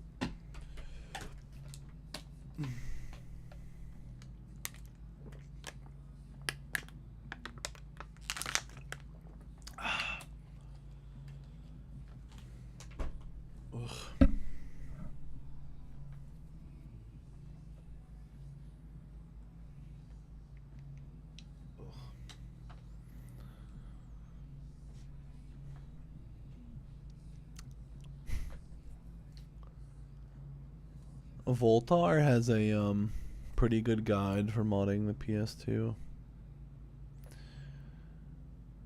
Especially the very last model that came out. That one's an absolute pain in the rectum.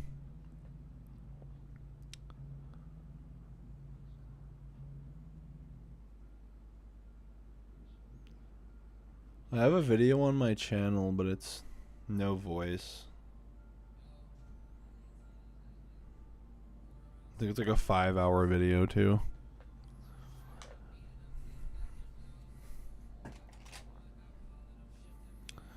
I also really recommend like a nice soldering iron.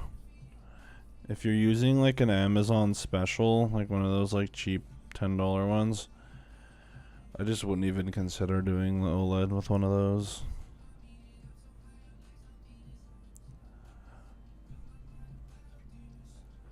Honestly, I wouldn't recommend doing any switch with one of those.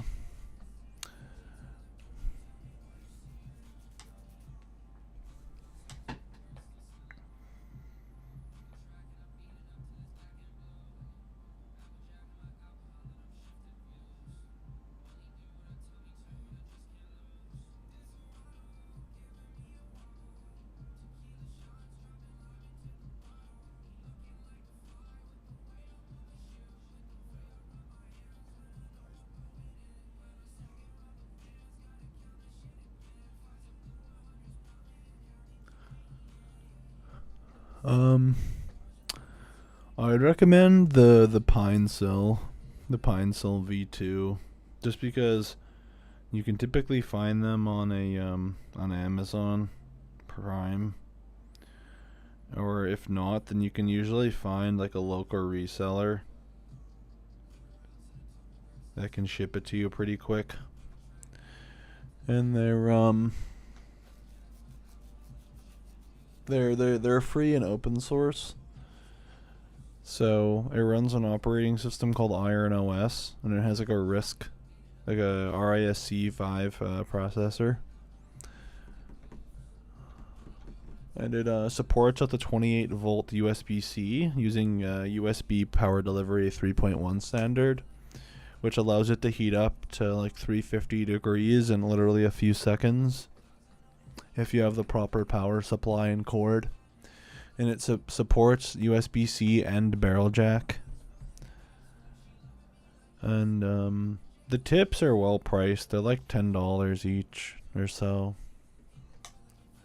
And they have like the short or a long model, but since it's free and open source, any TS100 tip fits in it.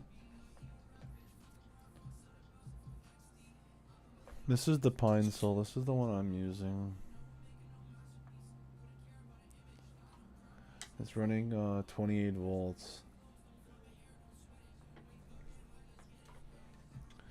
This is the short tips that they make. They make these short tips, like the company called Pine 64. They make these short tips because the shorter ones are better performance-wise, like they heat up faster and stuff. But typical TS100 tips are like double the length. Like this.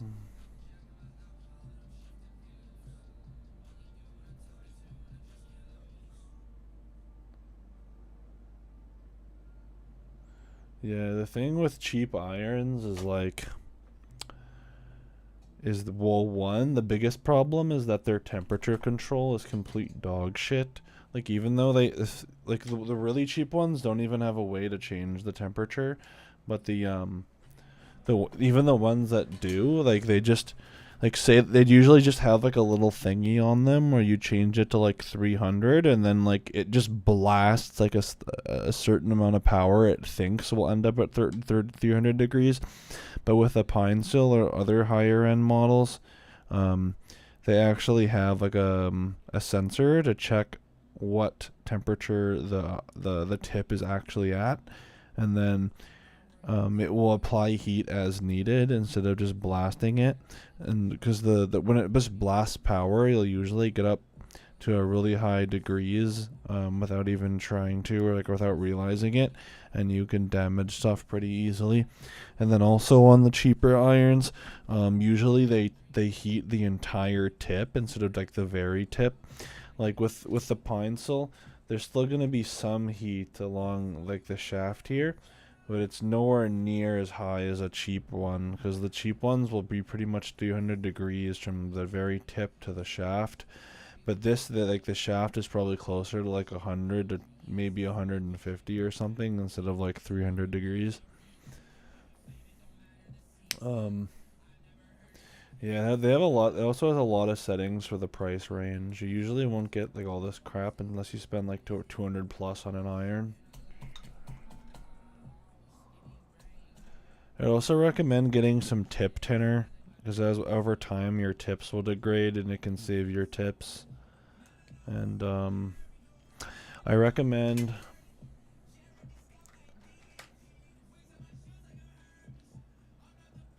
the Pine Sol has a retention screw right here, but you can undo the screw like this with a screwdriver. And then what I do is I use tweezers, because it's still a little bit too hot where like you don't want to grab it. But after it's unscrewed, I use tweezers and pull it out. Honestly though, if you do it real quick, you could do it with your fingers, especially if you have the longer tips instead of these short ones. But these short ones have more heat towards the shaft.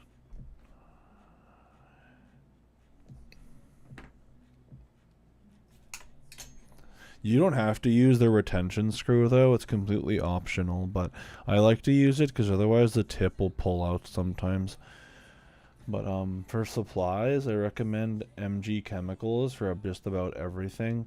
This is their No Clean Super Wick. This is a wick that it also has flux in it. It works really, really well for cleaning up mistakes. And then I use MG Chemicals No Clean Flux Paste 8341. I recommend no clean everything, so that way cleaning is technically optional. I find cleaning can waste a lot of your time, and it can also just not have much of a benefit other than aesthetics. And then I'm actually eventually going to switch to an MG Chemicals thermal grease. But this is easy cargo. You can get this for about $20, and it's a really, really big jar. It's massive. Like, this will probably last me the next year, if not more. So I don't know when I'll be able to switch, but and then I use oh yeah, for flux. I already showed the flux, I think. No clean flux. They sell a pneumatic dispenser, like a syringe that you can use as well. That has the same flux in it. It's a little bit different. I think this stuff's a little tiny bit different than the pneumatic dispenser, but it's pretty much the same. And then, yeah, this is the pneumatic dispenser. It doesn't come with that much in it though. It's like less than half the amount for almost the same price. I just don't even bother with this anymore. I use a little tiny spatula to take out the flux, and I apply it. And then for solder, I use this here, MG Chemicals No Clean Solder. It is 6337. No clean, 0.032 diameter, 22 gauge, 2.2% flux. This is the 1 pound roll. You can get this around $50.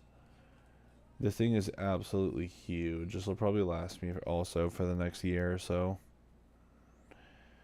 It has 2.2% flux in it, and then it's also, you still want to combine it though with the MG Chemicals 8341 flux.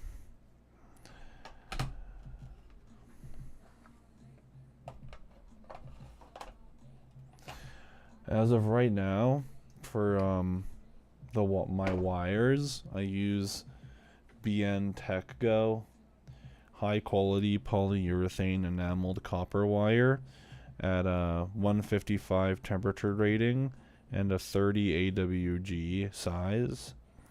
I'm currently planning to switch over to I think it's called the U10064. It's like a Teflon based wire that you can find on AliExpress.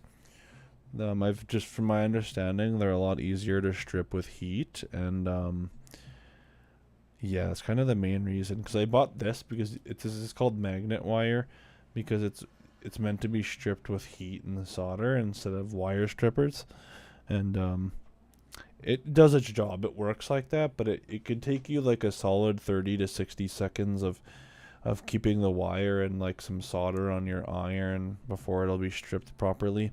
And it's really time consuming. Like, if you want it to be properly stripped, it's quite time consuming, I find.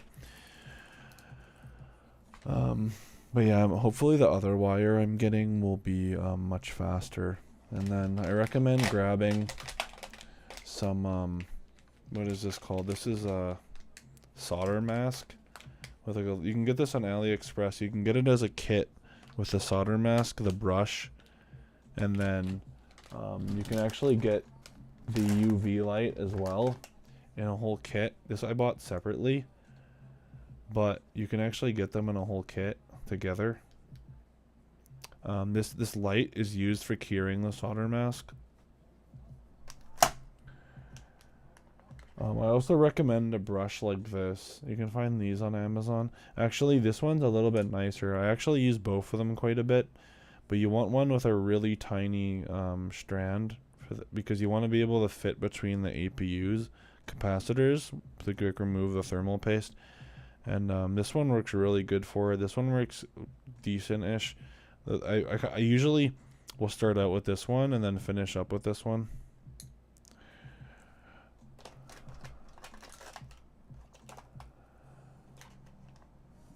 And also this is the same solder, but this is like their pocket dispenser. You can get this for like literally $5. It won't last that long though, but it's okay. If you're trying to do it on a budget, this is an option. I like to use one of these. You can get this with an iFixit kit. I use their screwdrivers as well, but I'm actually going to be switching to the LTT precision screwdriver kit whenever mine comes, because it's a pretty similar price and it's higher quality. And I also really want the bit storage. I hate though this isn't a bit storage, but I like to use this for removing the thermal paste. Like at the beginning, I'll use this for the thermal paste, and then I'll wipe it onto a cloth.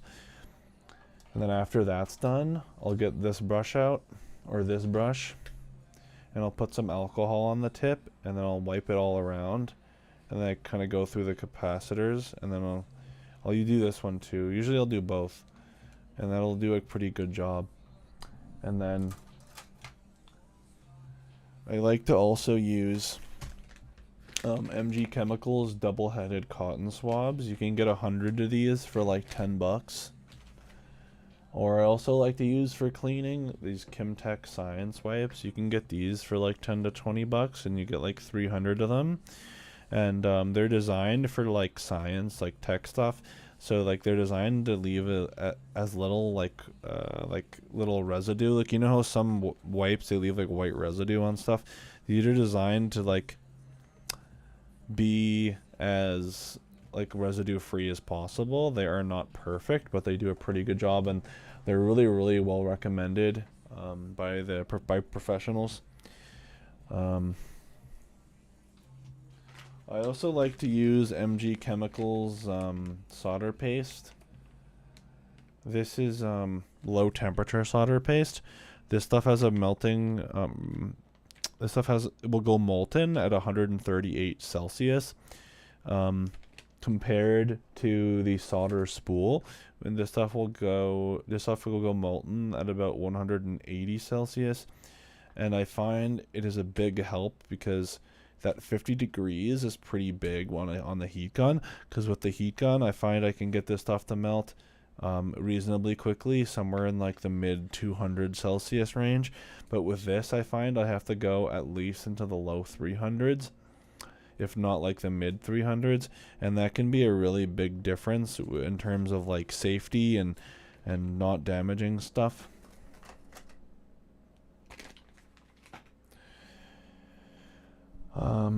What else do I use? You're gonna need a knife, or at least something that you can scrape with for the OLED because of the D-trace. I like to use something, I use this for exposing it.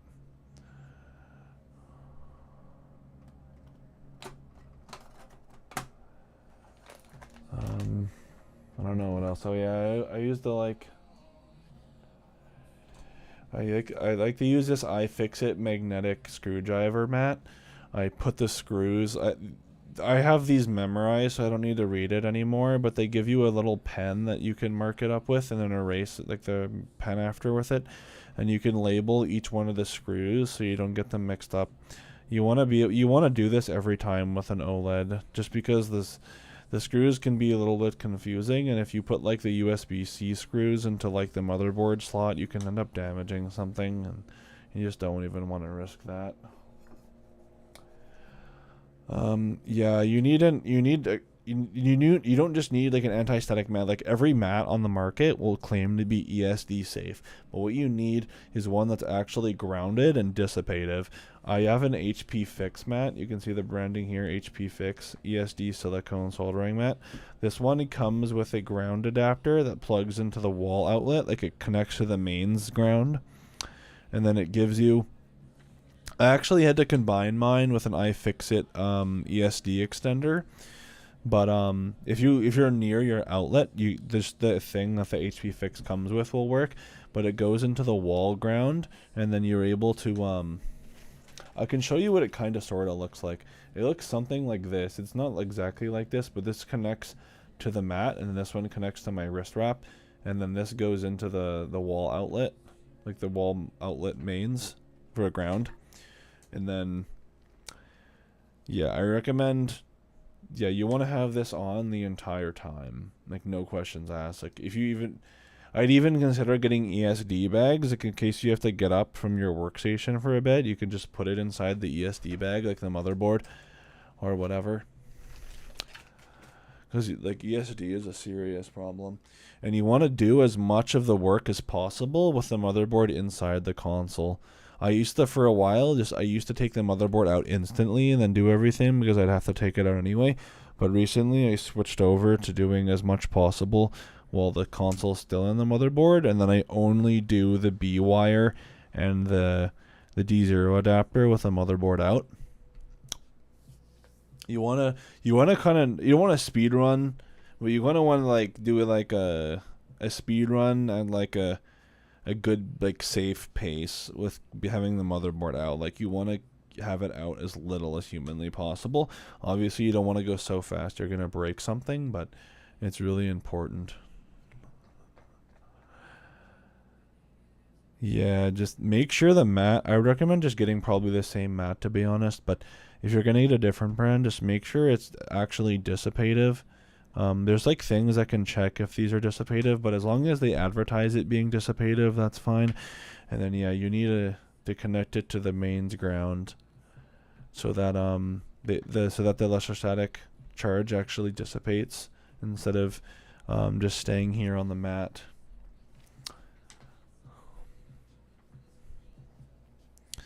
I only have one of these right now, but when I have a little bit more money, I'm actually going to buy a second one. And I'm actually going to, when I have the motherboard out, I'm actually going to start putting the motherboard into two of these. These are PCB clamps. These are made by Hacko. This is a company that actually makes nothing but soldering equipment. Like all they make is soldering stuff. And this is the mount that they came up with. It's actually a really, really good design. It's called the Hacko OmniVise. They're about $100 each, but in my opinion, they're worth it. That's like $200 or so, but it's not required. But the idea is you want to, if a PCB is really tiny, you can actually just kind of get this and, like for example, and let's put it in like this. This one only works if it's a really tiny PCB though. You really want two for the Nintendo Switch PCB. So I'm still tightening it. But okay, so this is the idea. Now we can't pull it out, and it has like some ESD safe stuff here for making contact. But yeah, that's the idea. And then you're gonna want to like solder to the board like this. You know what I mean? And then it's a lot nicer because it doesn't really move. You can kind of like poke at it and it doesn't move. There are really cheap PCB mounts like on AliExpress, but I wouldn't recommend a lot of them. I would just either go no mount or save up for like two of these. You can get by with just one, but the thing is the Nintendo Switch PCB is so big that like it's kind of like no matter where you mount it, it's just like so big that you get over here and it kind of like bends while it's in the thing. So you want two of them, so that way you can have like one here, for example, and then like one here, and then no matter what, it's not going to be like bouncing and like moving around while it's in it. Because if it's moving around like that, it's honestly worse than just not using a mount whatsoever. And also, this thing is pretty cool. It actually goes taller, like this. You can move it up like that. Make it taller. It's kind of cool.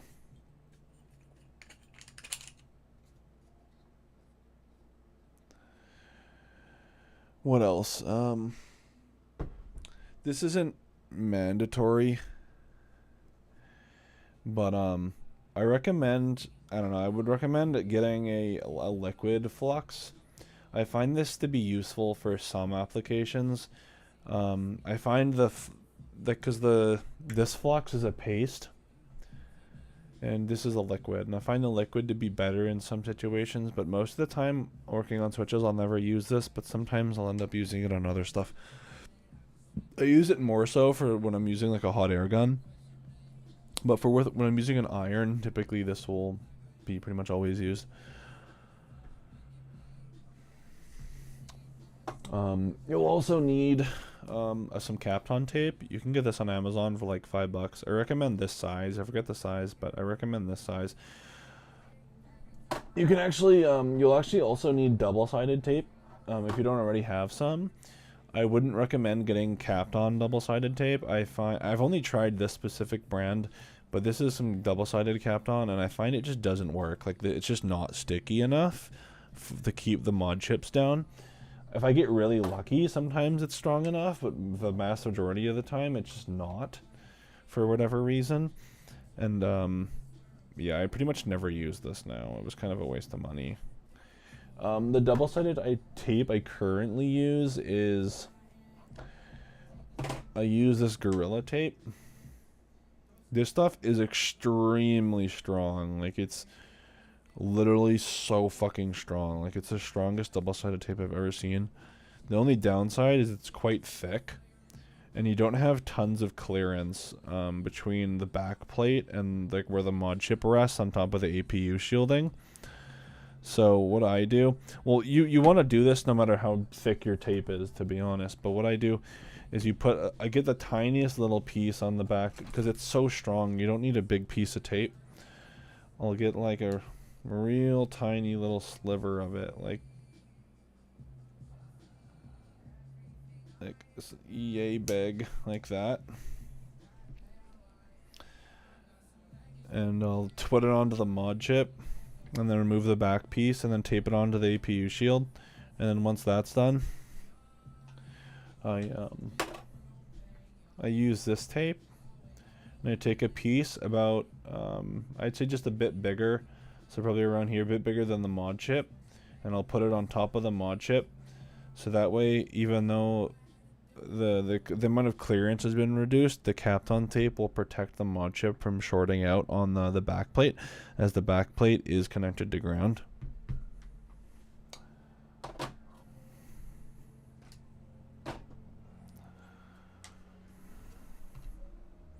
Kapton tape is great for soldering. It has a really, really high temperature resistance, and it's also extremely effective as a heat sink. The only downside is I find it's not that sticky.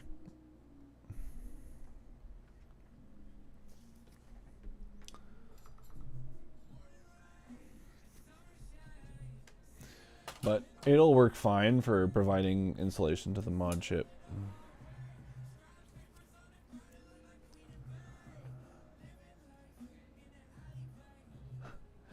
Yeah, it's if you've already bought a microscope, you might as well just keep learning. Yeah, because once you have the microscope, you're kind of like committed, unless you can still return it. But I actually bought everything intending to start a service. Like the very first console I did was a customer's that I did it for. Well, I don't know. It's kind of hard to call them a customer because I did it for free. But I went on Facebook and I put an ad up saying that I will mod any Nintendo Switch for free. But I also put in the ad that if I break the console or damage the console in any way, that I will in no way, shape, or form be responsible for the damage. Like, if I damage the console, then I will not pay for the repairs or pay for new parts. And for somehow people were willing to agree to those terms. And I ended up I only did one of each console. I did one V1, one V2, one Lite, and one OLED, all for free. And I didn't break any of them, luckily.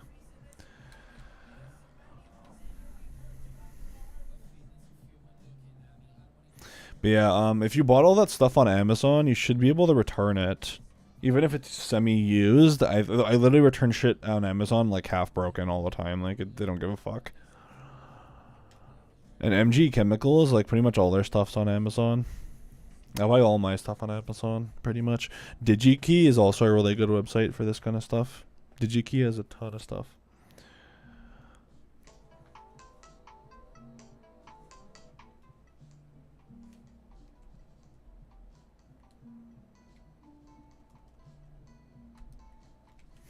Is this not working?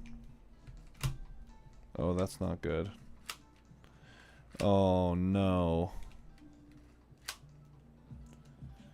Fuck, dude. That's not good, bro. Oh, bro, this fucking Joy-Con isn't working. Why does this keep happening to me? Oh, bro. I just did 5 OLEDs in a row perfectly. Like, what? What a fucking shit show, man. That really sucks. Fuck, dude. Man. That really fucking sucks. Like, that really sucks, man. There's a good chance we're gonna have to replace the whole motherboard. Because usually this shit's, like, not an easy fix. Because it's not like something broke. Like, obviously. Like, the installation was perfect. It's not going to be an easy fix to find, man. Fuck me. And, like, the animation isn't even playing. Because there's two different lines. There's a line for... Like, there's a few different data lines. And that means all of the data lines aren't working. Fuck, man. What a fucking joke. Fuck, dude. Fuck, man. I'm actually fucking livid. God damn it. Like, I have no idea what's damaged either.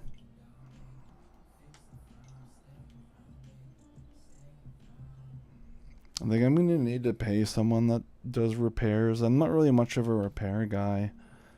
I just do installs. I'm probably gonna have to maybe send one of these consoles with Joy-Con issues to one of my buddies that does repairs. Because I need to figure out what's causing this shit. This is like the third console in the last few weeks that has done this. And I can't even begin to understand why it keeps happening. I just did 5 of these in a row without it happening, and it happens again. I really don't know what's causing it. And that really fucking sucks.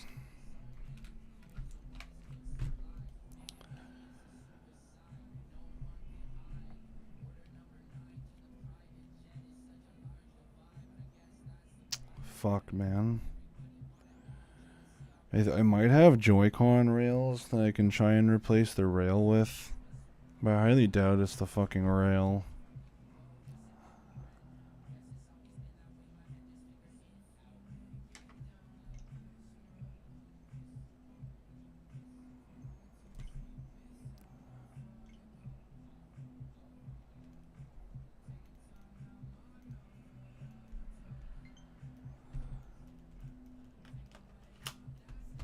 Man, this sucks ass.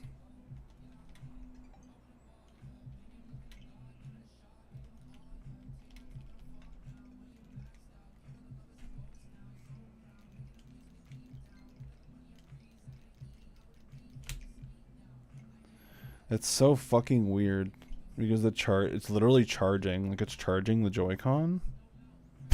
It's literally charging the Joy-Con. But the data line isn't working. How is that even possible? What? What? It's literally charging, but no animation plays, and the data line doesn't work. That is the most fucked up thing I've ever seen in my life. I've never seen that happen before.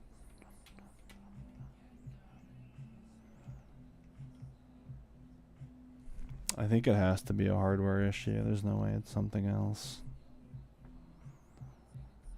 I wonder why it's at 32 Celsius. That's a bit high.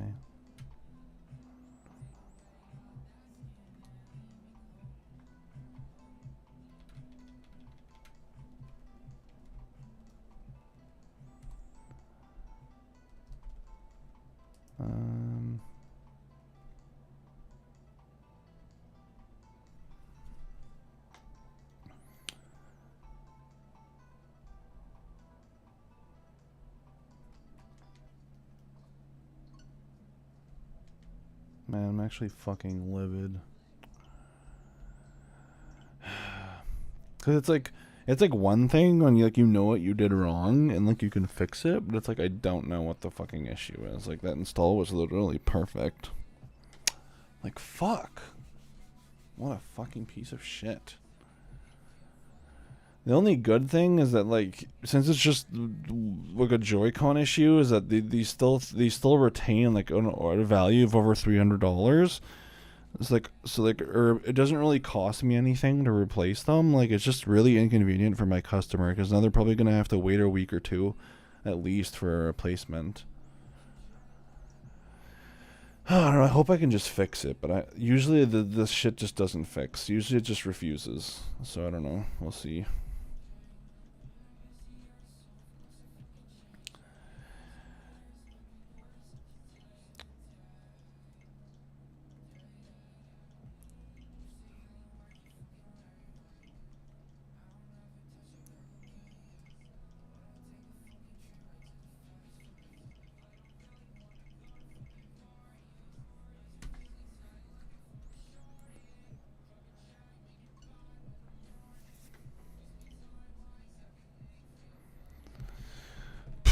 I'm not even really in the mood to try and diagnose it tonight, but I might. I don't know.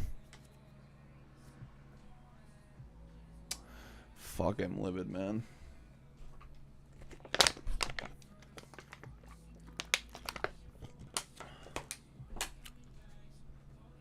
Like, why is it always the damn Joy-Con?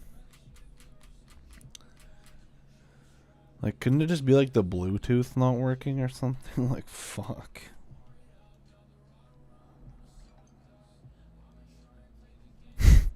That's so fucking weird, bro, that it's like charging still. But it doesn't play the animation. Like, see, like this side, it plays the animation. It doesn't even play the animation. So it's like, what? But then it charges.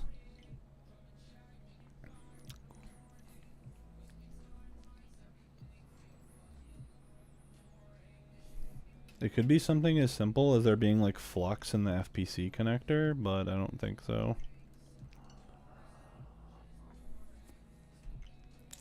Hopefully I can find like a I can find like a missing component or something, because that's an easy fix.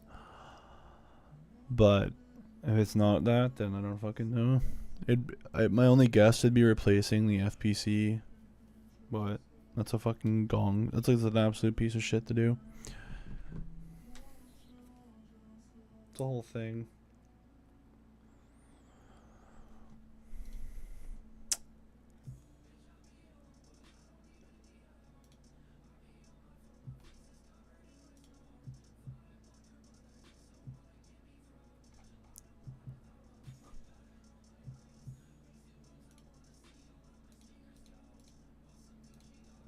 I don't even like him though.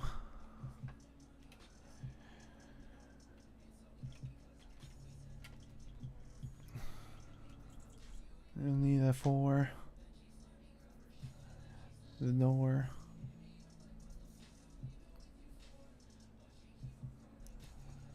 Some more dick. Try it on my grind. Night. Save. Time.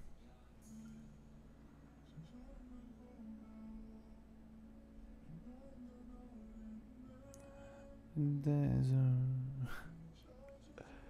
I know so. Bye.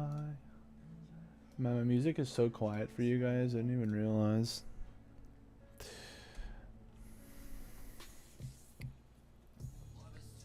I like to put the theme on black. Fuck, it kind of makes me feel like it's not the FPC because it's charging. I don't know, it could be that the FPC is, the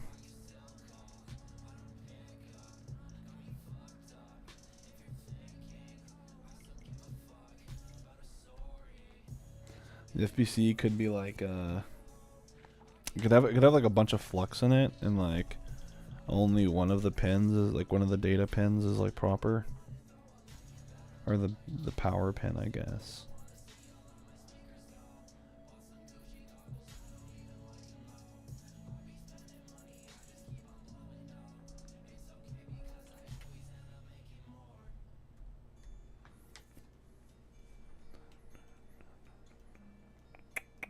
I guess I could try another Joy-Con too, but I really don't, there's no way it's the fucking Joy-Cons because these are pretty much brand new.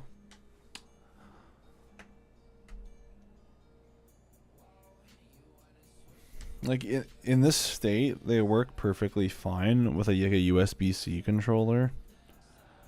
So like I could sell it for over $300. Like I sold them before in a similar state for like 320.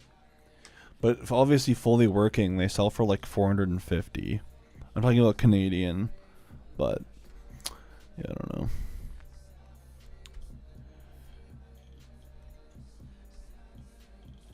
The only reason it's working right now is because I'm in Bluetooth mode, by the way. It would be perfectly fine if Bluetooth mode like allowed you to. Oh yeah, what I was thinking is I was thinking of maybe coming up with some kind of invention that like it might already exist, but in theory, like this would work perfectly fine even with the issue if I had some kind of thing that stopped the data lines from working, like the data pins from working on this Joy-Con, because that way both of them would still be able to charge, but then they wouldn't be connected physically, and they'd be connected over Bluetooth because both controllers have to be connected the same way to be used. So this one's in Bluetooth and this one's physically connected, and that means when I try to play a game, it won't let me because either both have to be Bluetooth or both have to be physically connected. But if I got like some kind of thing I could like put in the Joy-Con rail that stop it from doing anything but just charging, that in theory they could both be inserted like this, and they could both be in Bluetooth mode and both be charging and both be working and play games without any issue. So I was thinking I could maybe make something like that, and I'm pretty sure it's not just me that has consoles like this, so I'm sure it's something I could like sell. I don't know, it's an idea.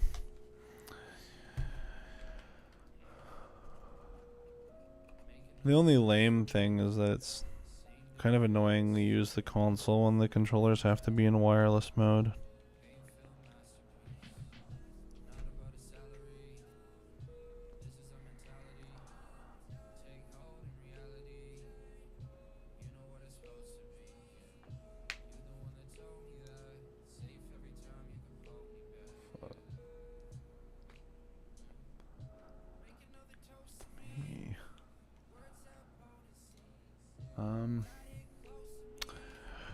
I'm trying to decide if I should quickly open the console and try and clean the FPC and see if that fixes it.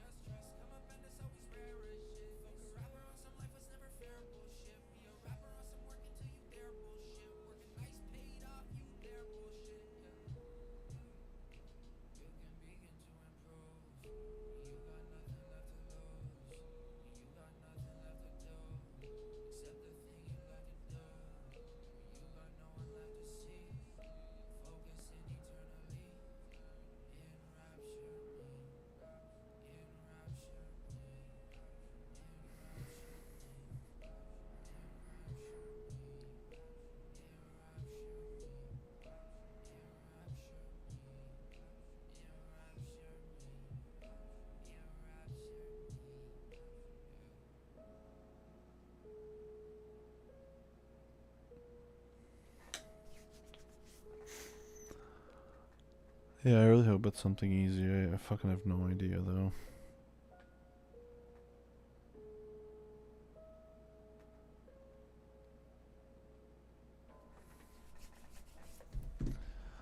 Fuck, man, like I'm so pissed because I literally just did like I think it was 5 OLEDs in a row without a single issue, and then suddenly, boom, fucking Joy-Con doesn't work. Like I swear I'm cursed or something.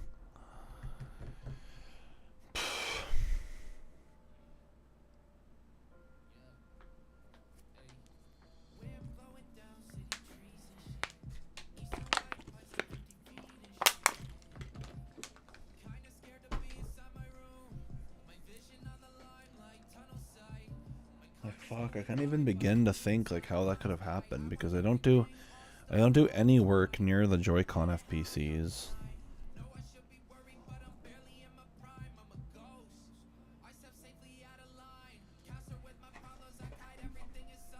It's so weird that it's charging. That would imply, I'm pretty sure there's like 3 data lines. There's like one data line that just has something to do with playing the animation, and then there's a data line for the buttons to work, and then there's the power line for charging. And right now, only the power line is working. Like, what?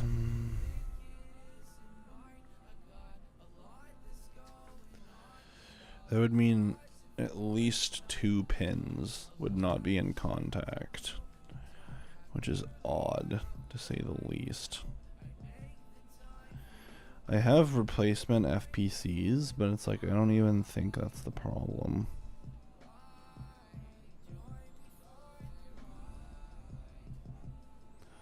Because I don't know why it would be, but if I can't find a broken trace, like, the only logical conclusion is that it's the FPC, and I have FPCs, but they're just such a cunt to replace.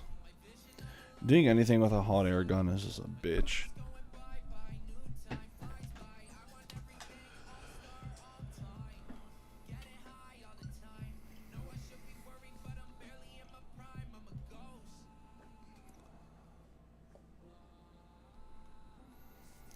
Well, the game is starting up. That's good, at least.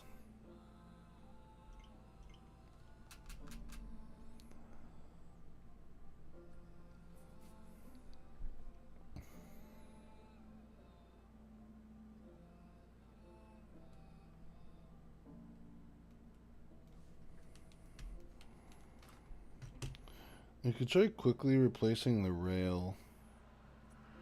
Might try that. Or at least reseating the ribbon cable.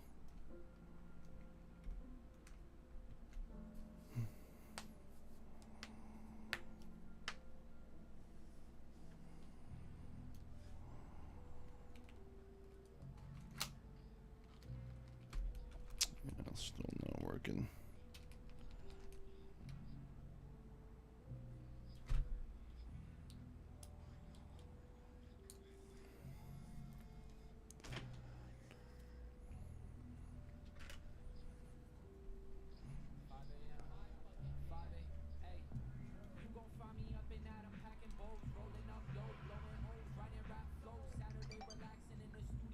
Yeah, it's not being detected.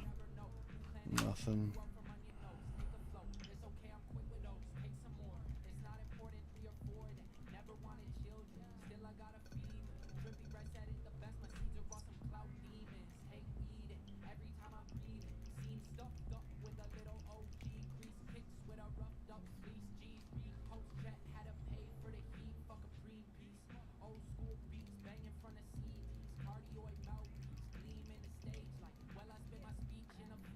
Hmm.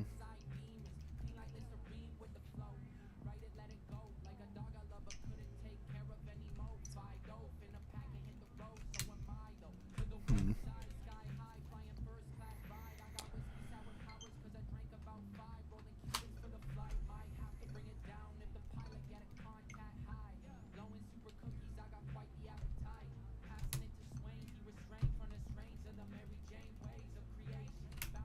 So weird that it's charging. Yeah, I'm gonna quickly open it up. Let's give it a quick overlook. Give it like a super quick clean job or something.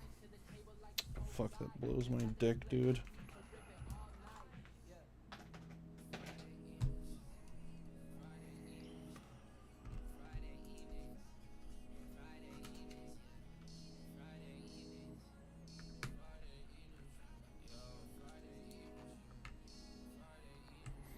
Just gonna do it real quick. I'm not gonna try and take the motherboard out of the console because I don't want to do that.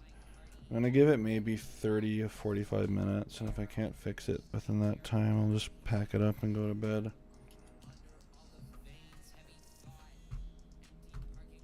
the fuck?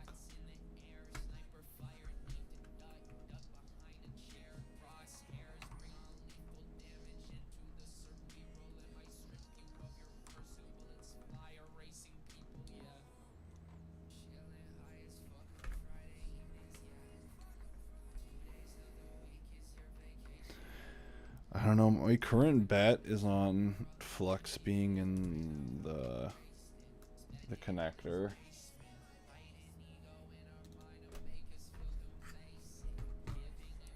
It just seems like that would be it. Because I did use a bit too much flux in a few spots.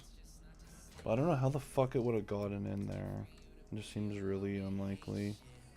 But there was a ton of flux in the speaker port, now that I think about it. I don't know how the fuck that happened either.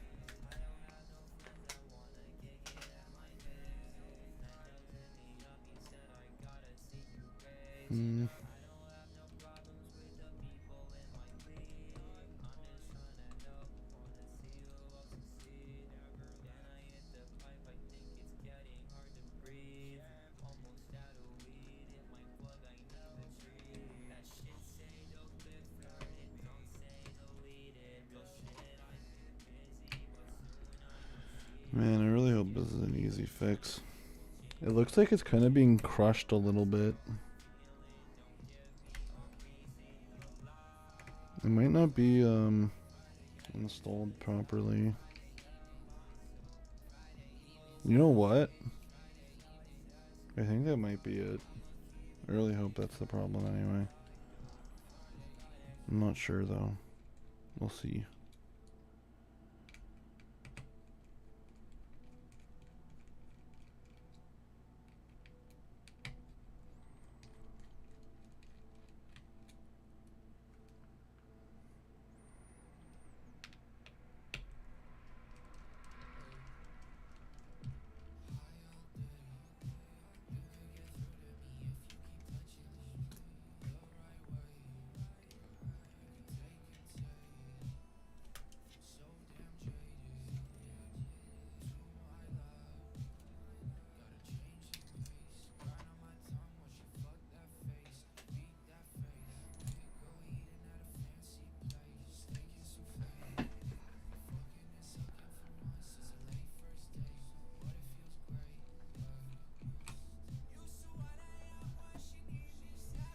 The fuck, where'd that screw go? Right here. So just quickly looking at it, it looks perfectly fine actually. Fuck.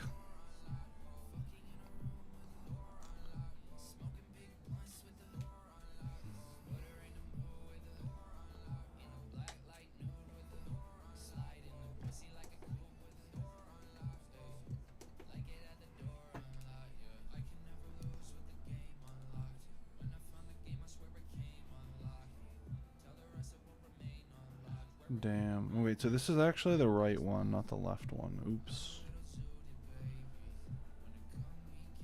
I'm a silly pie. He's dead. Yeah, the components are here.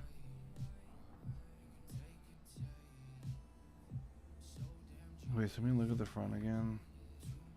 So the left one? Yeah, this is the left one.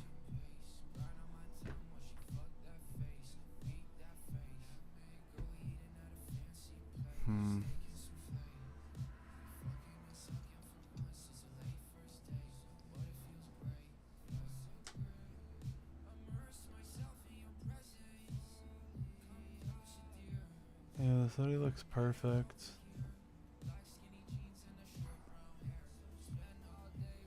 I might just try replacing the rail really quickly. Yeah, this already looks perfect.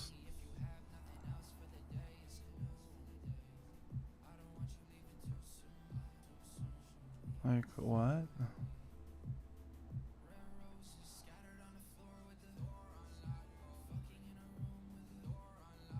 Yeah, it does not look like there's anything wrong with it. Let me, close that real quick.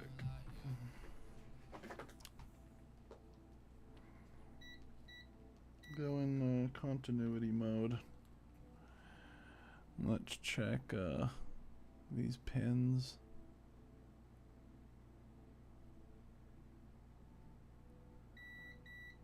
Is this ground?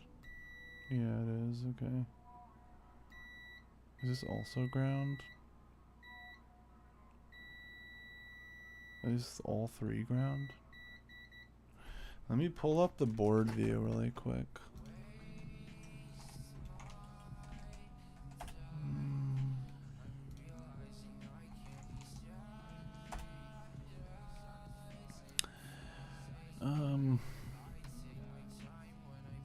Fuck, this picture's taking forever to load.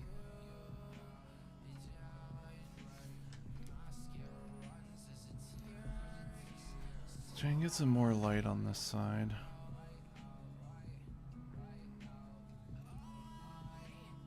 Yeah, those look good connections too. Okay, let's look over here, and so there's 3 on the back side and then 2 on the bottom side that connect somewhere. So we can check to here.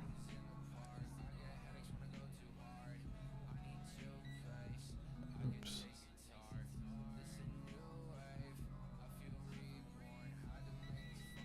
Okay, so that's working. And then we need to check to here.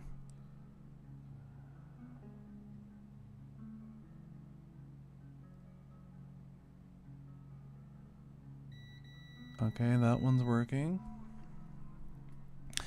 And then the next one is to it's to these components over here. So let's check this.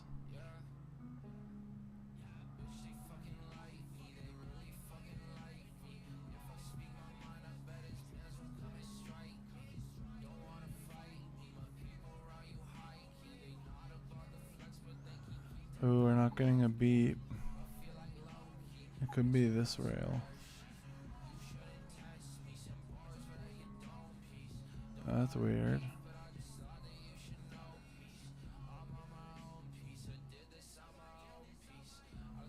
Oh wow, okay, so that might be the problem. Let's check these other ones.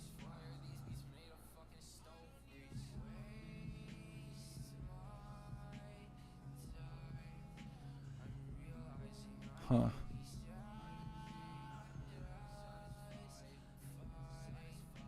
Am I just not having my things in the right spot? Fuck. Wait.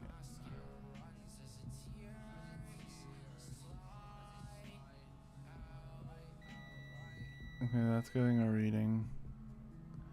Let's try this one again. Oh no, there we go. It's reading. Very last pin. And then let's just check this one again, actually.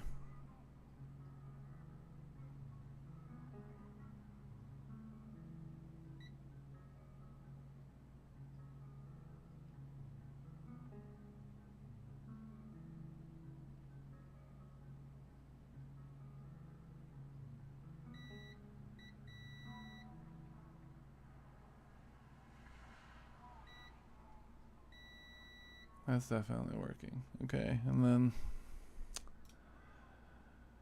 where does this last one go? This one goes up to that thing there.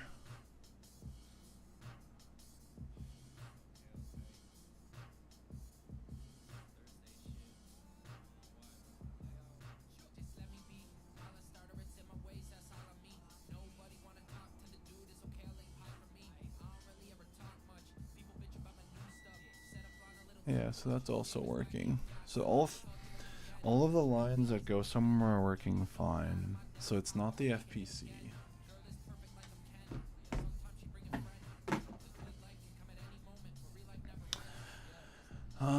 Let's give a look-see-poo over the board and see if we can find anything damaged.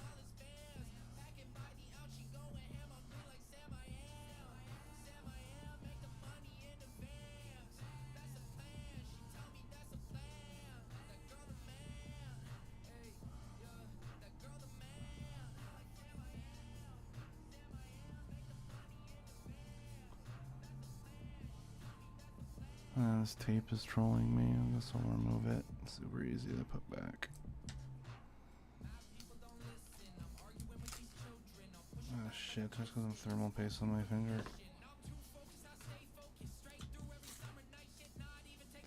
Oh, there's so much flux over here.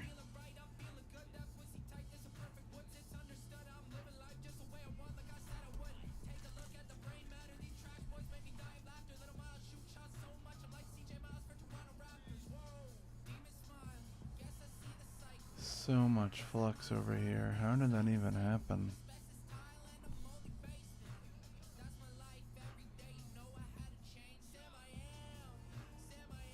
And I wonder if this is somehow related to the problem. They're in completely different locations, so I doubt it, but...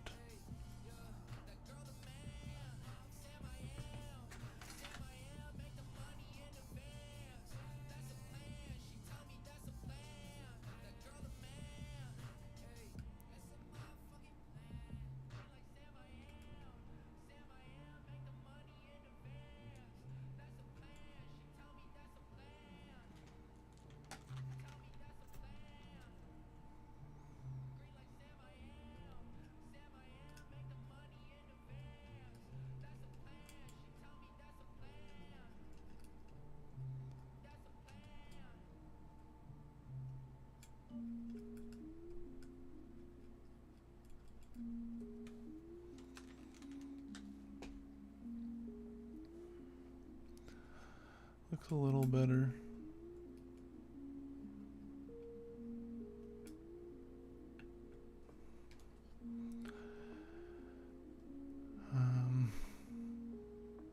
Nothing really looks damaged though.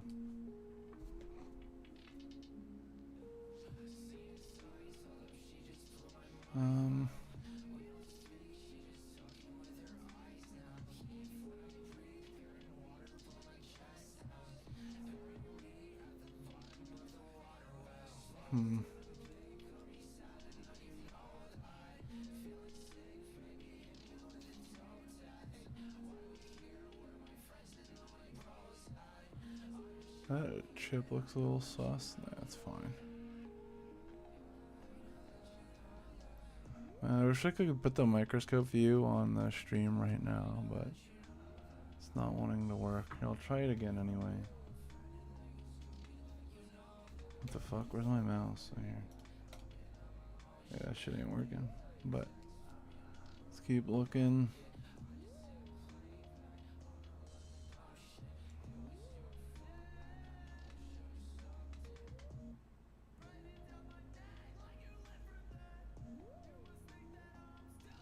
I'm not seeing anything missing. This looks perfect.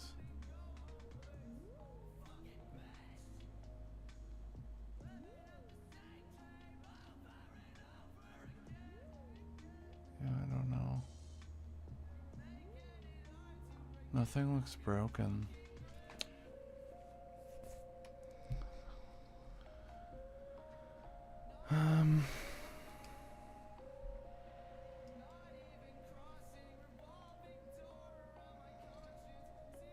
I'm thinking I was just trying to place the rail, I guess.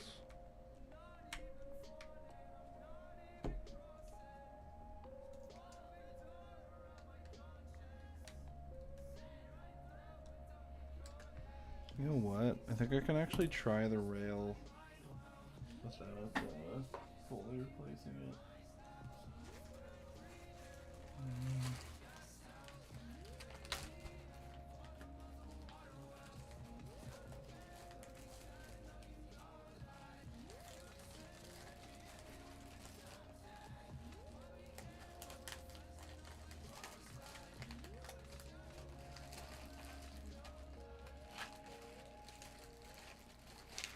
Where the fuck is my rail? Oh, here.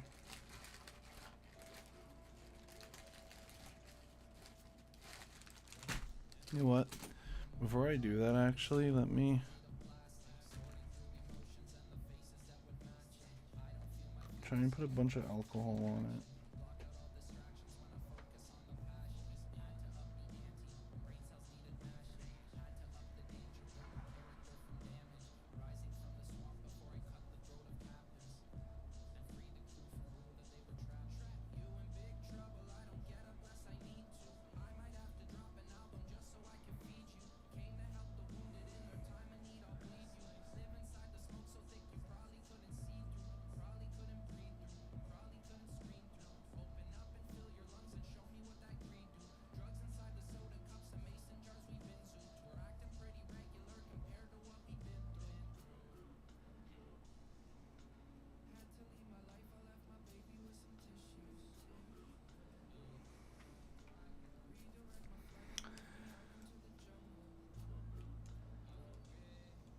Actually, I'll try and clean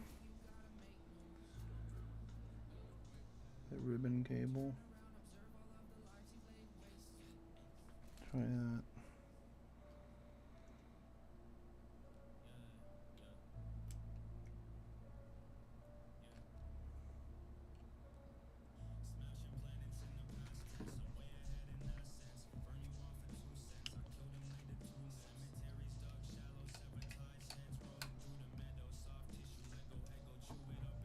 Bit.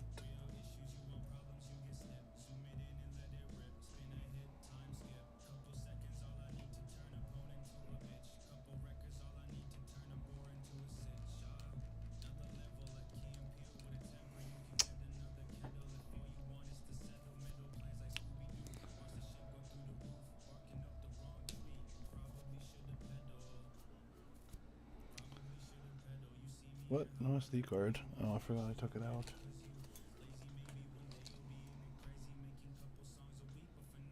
Really weak.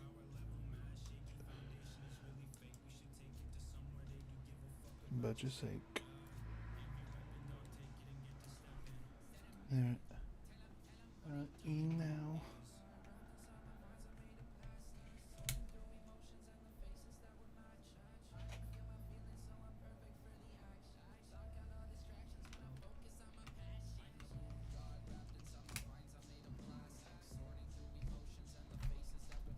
Oh my god, it worked. Let's go, bro. Let's fucking go. Let's fucking go, bro. Let's fucking go. I really didn't think that was gonna work, dude. I really didn't think that was gonna work. Let's fucking go. Let's fucking go, dude. Let's fucking go. I really didn't think that would work. Fuck yes, dude. Fuck yes. Fuck yes, dude. Fuck. I was actually so pissed off, man. Oh my god, I'm so happy. I did not want to process another replacement. This shit is so annoying.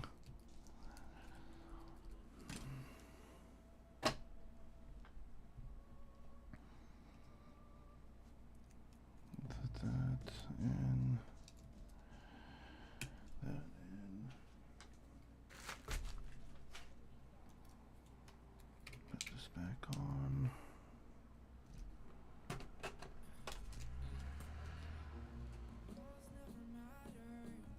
Let's fucking go, dude. I was actually pissed. Can't believe that fixed it.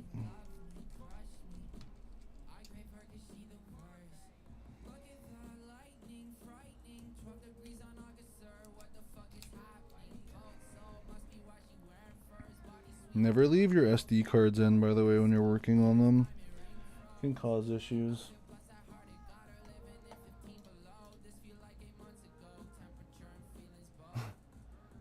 Yeah, legit, bro.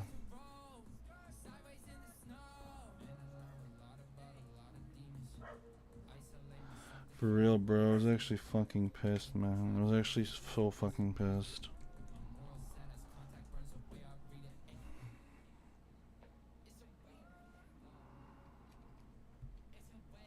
I really didn't think that was gonna work. I wondered what was the problem. It must have been flux inside of it, or I think maybe it was dirty or something, like the Joy-Con FPC, like the rail ribbon cable rather. I think it might have been dirty. Either that or there was a bunch of flux in the connector.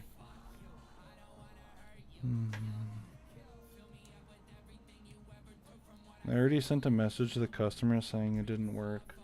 Before I message him telling him I fixed it, I'm just gonna do some more testing.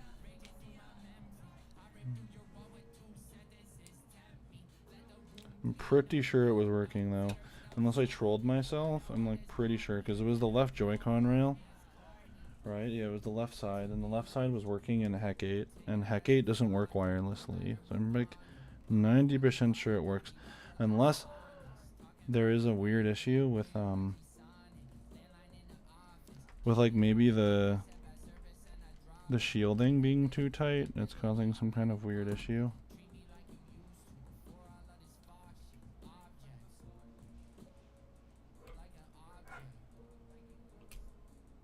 Because the shielding being too tight has actually caused problems for me before. You kind of have to be careful with how you put it on and whatnot. And like, you have to be careful with like not trapping wires and stuff under it.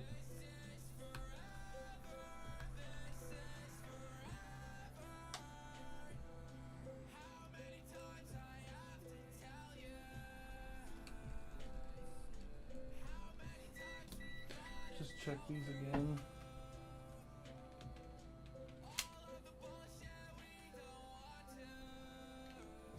Oh, bro, there's a bunch of fucking thermal paste over here now.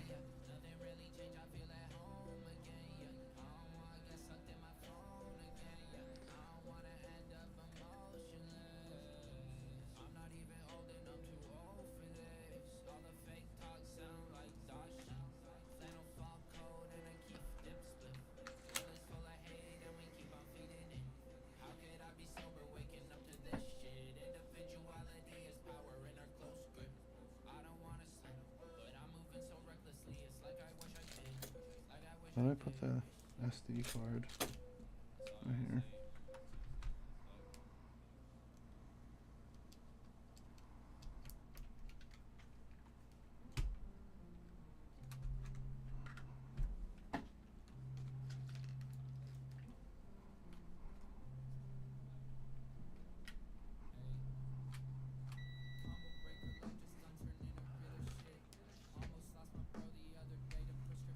Wow, we have 5 concurrent viewers right now. Who the fuck's watching?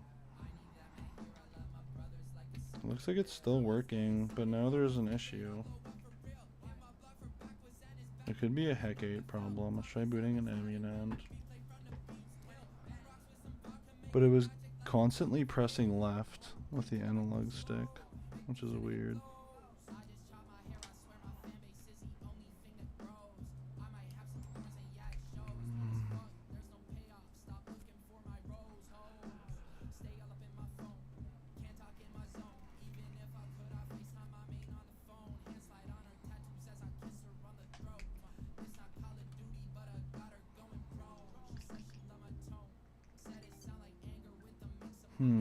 They're both detected and both working. Okay, cool. Okay, and it plays animation. Okay, it plays animation and connects. Perfect, perfect, perfect, perfect. We are home free.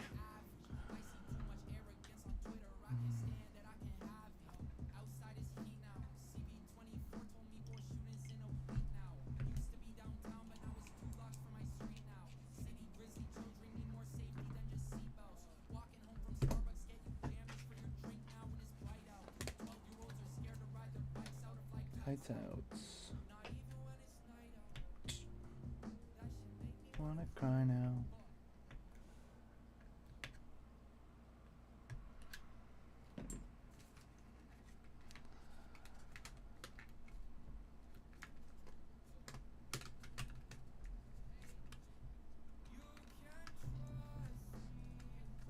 Good trusts. Haven't dare speak. Haven't seen. Yeah, literally. Literally though, bro, when you start doing this as a service, like your stress level is literally go to fucking maximum when that like shit like that happens. You're like, why? Because you either have to be like, well, here's your console back. I guess like it plays free games, but it doesn't work.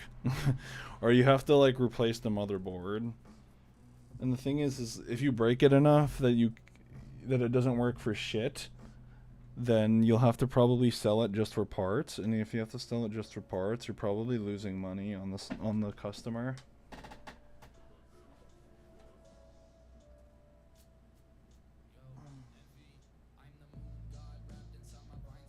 But in that situation, I probably would have still ended up making money. I probably wouldn't have lost any money at all, actually. Actually, there's a chance I could have made even more money, because I would have been able to sell a dock only homebrewed OLED for probably around 300 Canadian. And then I could have gotten a replacement for closer to 220 on Buy.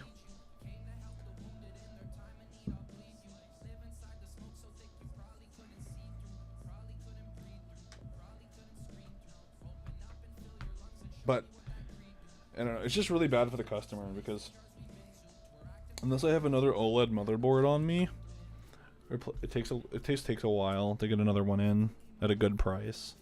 Like obviously if you pay like $300 for one or $500, you could get one instantly, but that just doesn't fucking work for me.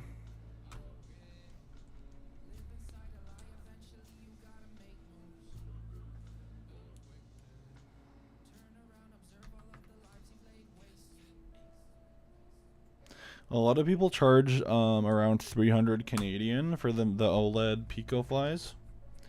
I only charge about 180 Canadian. And honestly, I might just put it up to over $200. I don't know, maybe not.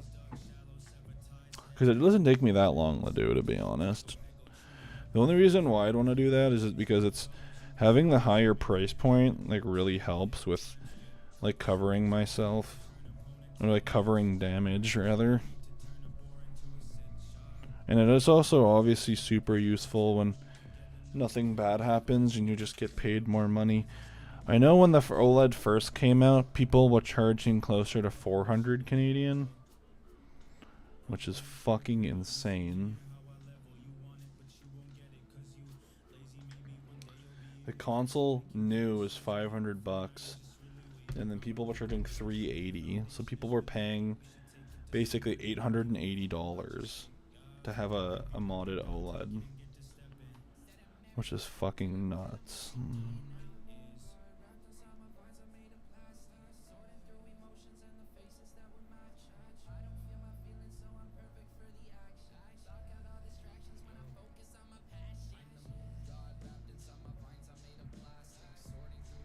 I'm gonna clean the shit out of this. I don't want thermal paste on it for the customer.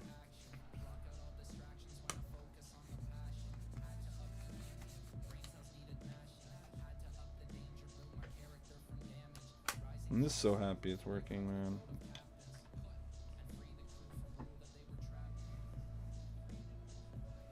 I'm gonna go tell the customer now. Where's my phone?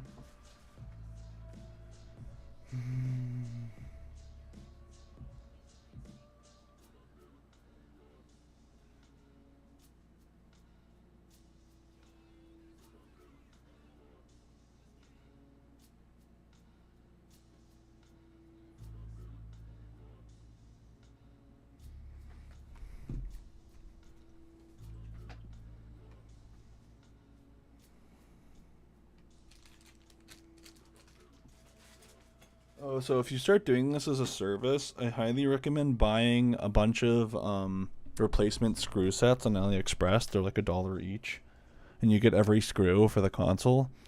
I recommend buying one for each console, if not two. So like 2 lights, 2 OLEDs, 2 switches, and then I recommend getting rails. Get replacement rails and replacement antennas. And I'd get a replacement FPC for every ribbon cable. You should get replacement LCDs, replacement Joy-Cons, like FPCs, and then replacement fan FPCs. You should get, they're pretty cheap. You can get them like for like $1 each or something, or even less. But they're super useful to have, because if you don't have them, it'll take over a week to get in from AliExpress, and then you'll have to have people wait.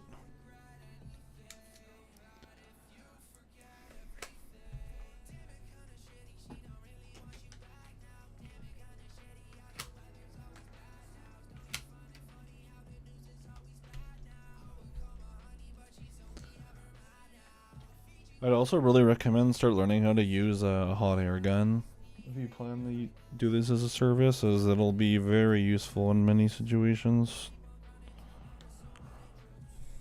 A decent hot air gun is good to get too. Why is this not turning on though? That's not good. Did I forget to put the battery in? What the fuck? Imagine the thing just stops turning on all of a sudden. That would really suck my cock. The mod chip isn't even lighting up. What the fuck? We go from a broken Joy-Con to a broken console. What the shit, dude? Did I just forget to put the battery in? I don't think so. Bro, it's literally not doing anything.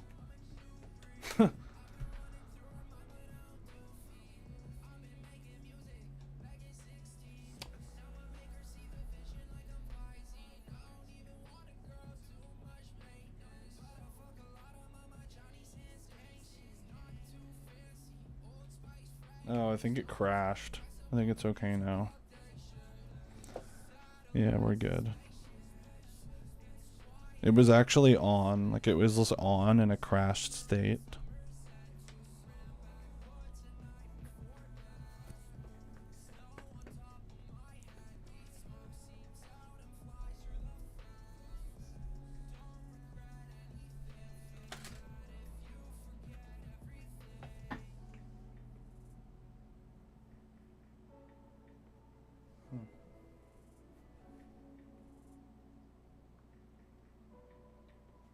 $45 payment failed.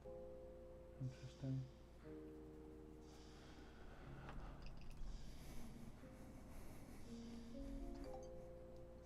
Okay, good. Good. I think it's ready for pickup. Yep. I think it's ready for pickup. Perfect. That'll be it for the stream. You guys should follow me on Instagram and Twitter at obnoxiousmods. And subscribe to my YouTube and everything. Thanks for watching, guys, and yeah, I don't know. Let me know if you have questions, and good luck with everything.